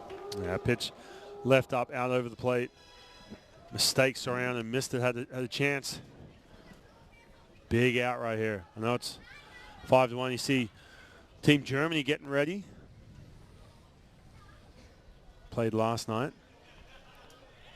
It's over on the backfield here at Armin Wolf Baseball Arena in Regensburg. Swing and a miss, and that will do it for France in the top of the 8th. But the world's number 22 gets onto the board on the RBI infield single by Ivan Acuna, and we will head to the bottom of the 8th, a 5-1 lead for the Czech Republic.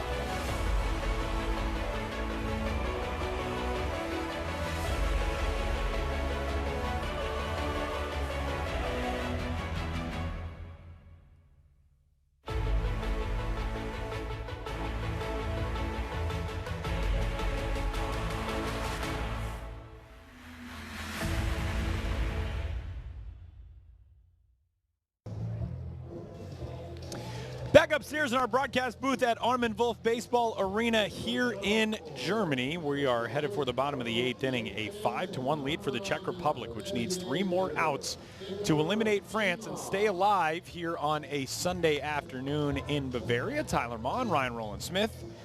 Leadoff man for the Czech squad here in the bottom of 8 will be the designated hitter, the team captain, the business investor, Petra Zima. He's got a little, I don't know, venture capital money. That's what he does. He's kind of an investor, is what we learned earlier today.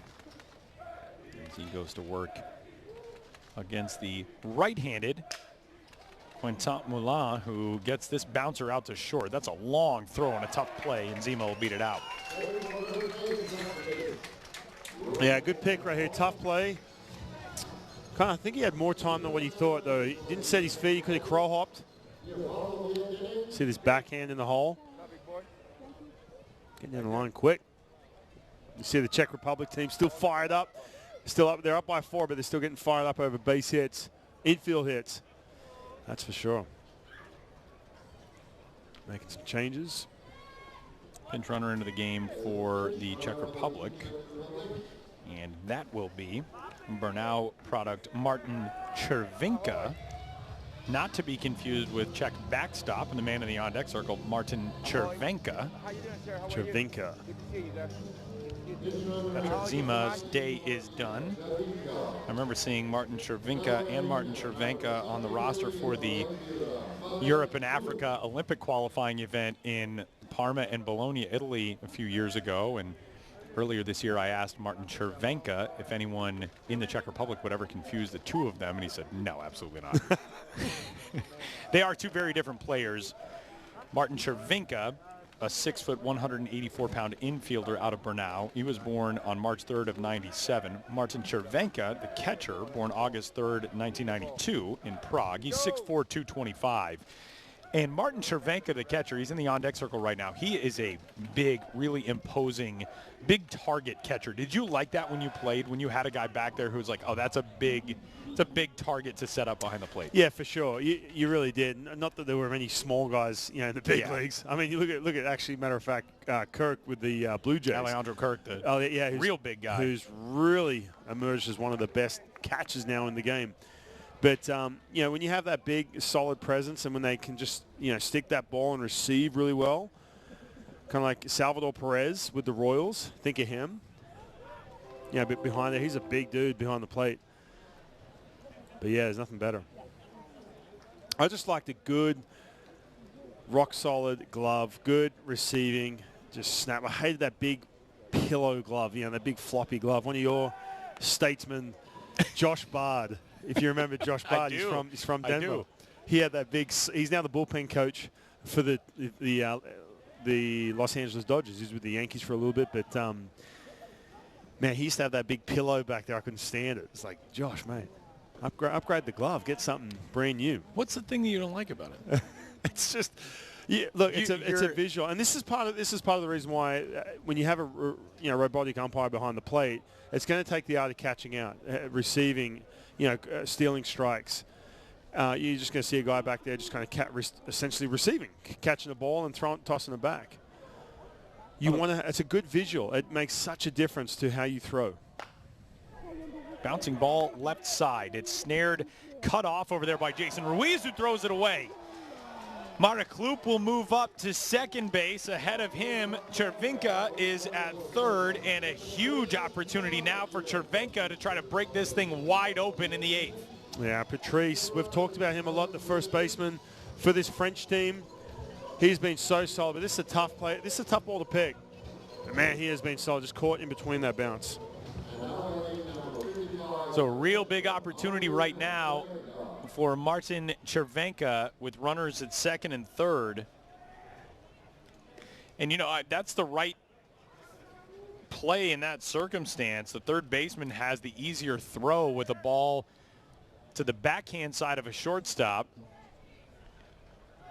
That'll go as a single on the infield for Marek Klup, and then he advances on the error. And now bouncing ball back up the middle with a drawn-in infield. It's past everyone, and it'll bring home to Martin Chervenka. The veteran catcher comes through, and it is a 7-1 lead as the Czech Republic inches closer to moving on to stay alive.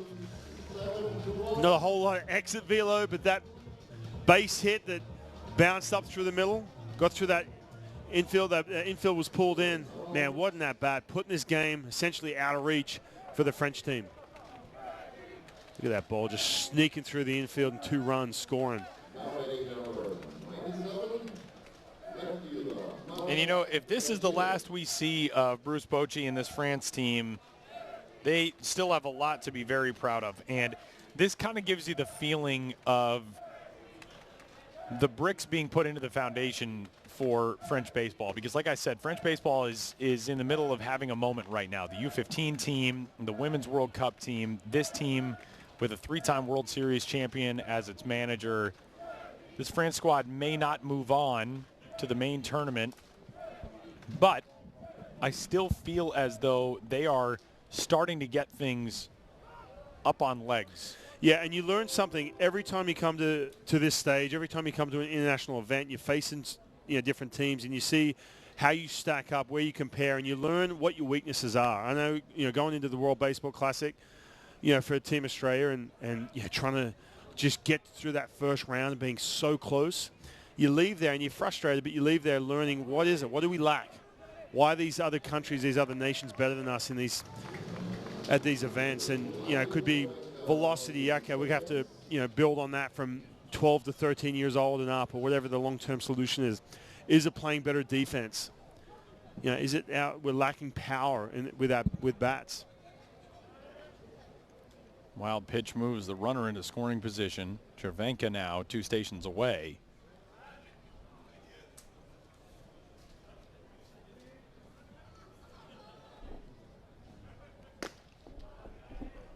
Three balls and a strike on a pinch hitter here as we move along in the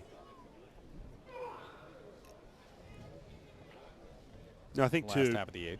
You know, with a team like France, and you have to sort of balance this out as where you want to put your energy and your effort. Is this a situation that do you put all your energy into the national team, or do you put all your energy in developing young players? You know, do you take a step back when it comes to funding? We all know about how crucial and, you know, the lack of budget some of these teams have. But where do you put your resources? And I think for a team like France, trying to get built from the ground up, a lot of it is going to go into developing baseball, and Bruce Bochy's talked about that. Marek Krejčík is the pinch hitter, and the 3-2 to him is on the outside corner for a called strike 3. So the Bernau product, the utility man who can also pitch, he is gone on strikes and out number 1. It's a fastball, good pitch down the way, kind of freezing. He's hitter right there in this situation. Have to get some outs, get back in the dugout. You got that one last chance, put some runs up.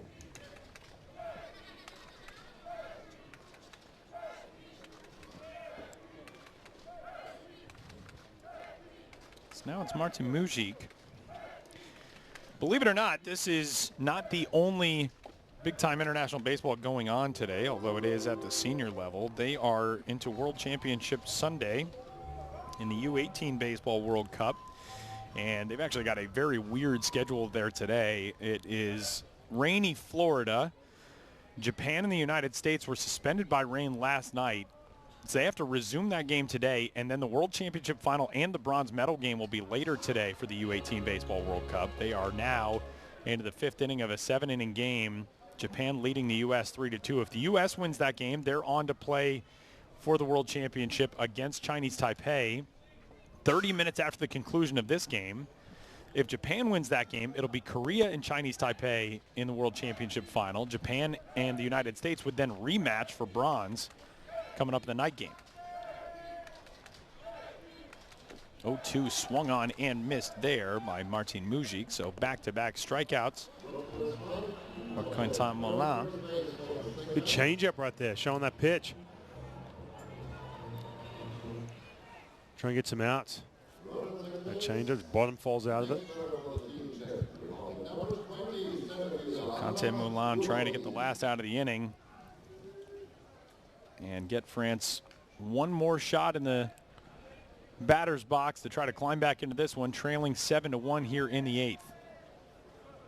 This game was a 2-0 contest until the 6th. And the Czech Republic added 2, one more in the 7th. France responded with 1 in the top of the 8th, but Czech Republic just too much today. They are pulling away.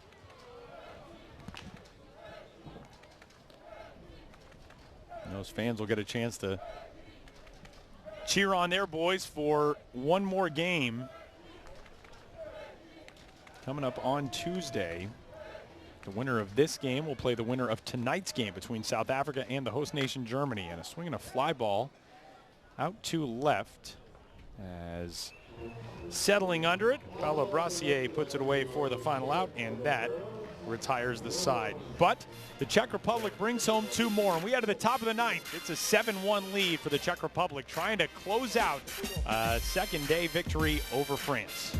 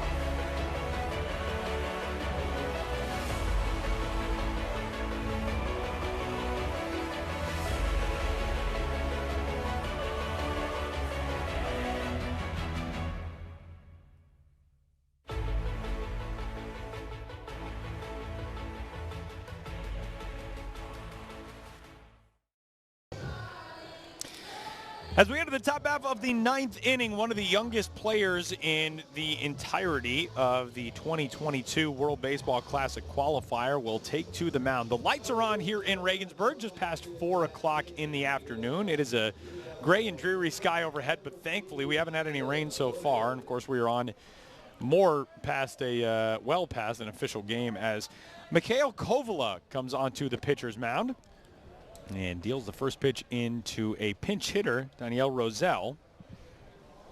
Yeah, really cool story. Playing high school baseball in the U.S. Committed to go to Georgia Tech. Big time program. That is a big time program. That is not easy to get a chance to go play at Georgia Tech. Rosell, the pinch hitter, on in place of Miles Zahn.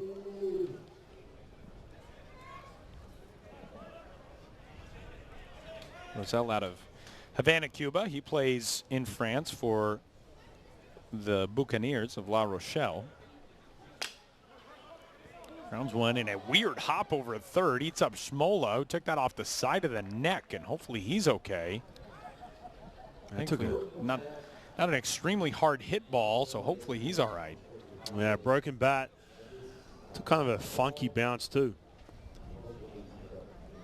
Look right here, Kovala with that good velocity gets that broken bat, but this one just kind of took that in-between hop, all of a sudden jumping up.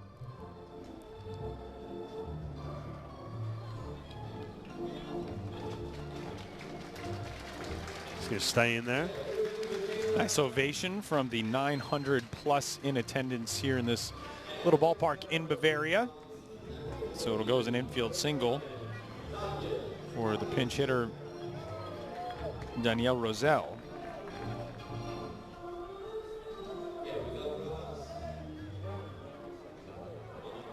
And with a man on, here is Daniel Patrice.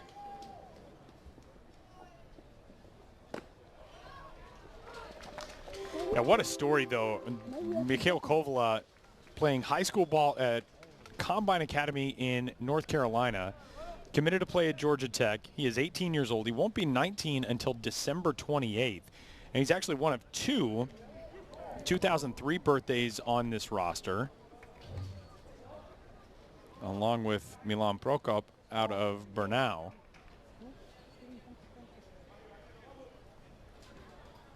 Kovala from Ostrava.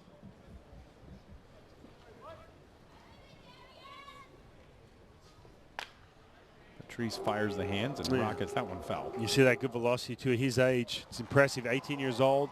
He's 90 plus right now. I'm sure that's going to go up, especially when he's in a good baseball program like Georgia Tech.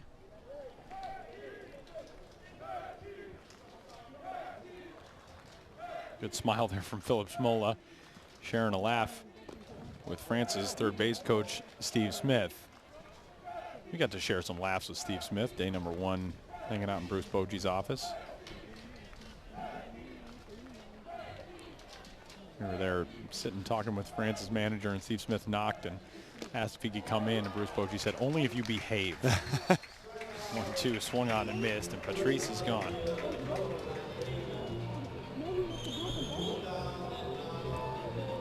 That's that good velocity up at the top of the strike zone. Elevating that pitch. So it brings up the third baseman, Jason Ruiz.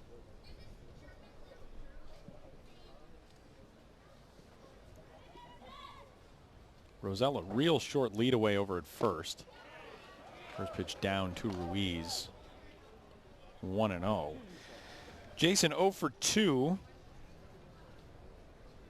A walk in the fifth inning, his only time on, but he was actually the one put out at third on that bunt by Himinian back to the mound right after Martin Schneider came in. There's Steve Smith. Longtime coach, third base coach in the big leagues. A few different teams, a lot of different organizations. 3 balls and no strikes.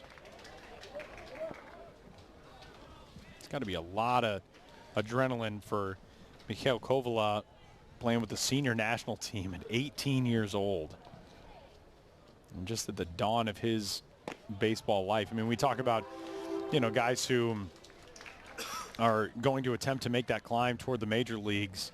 It's obviously a long journey, and it's a long way off for a player who's just 18, but we were saying that eventually that door is going to open for a Czech-born big leaguer in the modern era, and somebody who's committed to a Power 5 athletic program out of high school. Pretty impressive stuff. Ruiz pops out. And with 2 gone, that'll send it to Paolo Brassier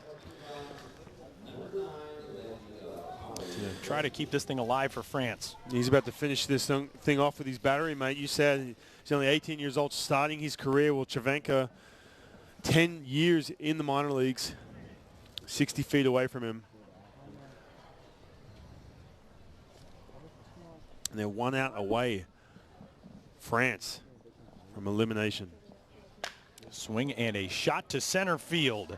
Dubovi's got it in his sights, and that will do it for this afternoon, as an impressive complete effort by the Czech Republic gives that team a 7-1 victory over France. This one in the books on day number 3 of the 2022 World Baseball Classic Qualifier, and really a pretty methodical type of game for the Czech Republic as they take down France. Back upstairs in Regensburg, Tyler Mon, Ryan Rowland-Smith. This is the type of game that the Czech Republic, I think, really felt like they could put forth and that they needed after yesterday. Yeah, a huge bounce back. Look, they got crushed yesterday, but we did talk about some of the momentum they had, some of the power they had in that last inning, and a great time to have some of that momentum going in against France, and they just overwhelmed them. They really did. Tons of offense and some really good pitching.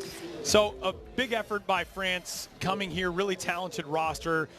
Predominantly homegrown, 14 French-born players. They will not leave Germany with a victory, but huge congratulations to France on what they were able to accomplish getting here. And for Bruce Bochy, hope we see him again. You know, if it's 4 years from now or whatever it is, congrats to France and congrats to the Czech Republic on to tonight to play the winner of Germany and South Africa. This copyrighted telecast is presented by authority of World Baseball Classic Incorporated and may not be reproduced or retransmitted in any form, and the accounts and descriptions of this game may not be disseminated without express written consent. Well, Ryan, Czech Republic on to the Tuesday game between the winner of tonight's contest with South Africa and Germany squaring off after a disappointing performance for the home team last night. South Africa looking to get back on track after a tough loss on day number 1. That's going to be a fun matchup tonight at 7 o'clock here local time. Looking forward to it. See who they're going to go up against Czech Republic. That'll do it for our afternoon contest. We are less than 3 hours away from first pitch between South Africa and Germany. For our producer, Tim Fryer, Ryan Rowland-Smith, my name is Tyler Mon. Thanks for hanging out with us. We'll talk to you tonight.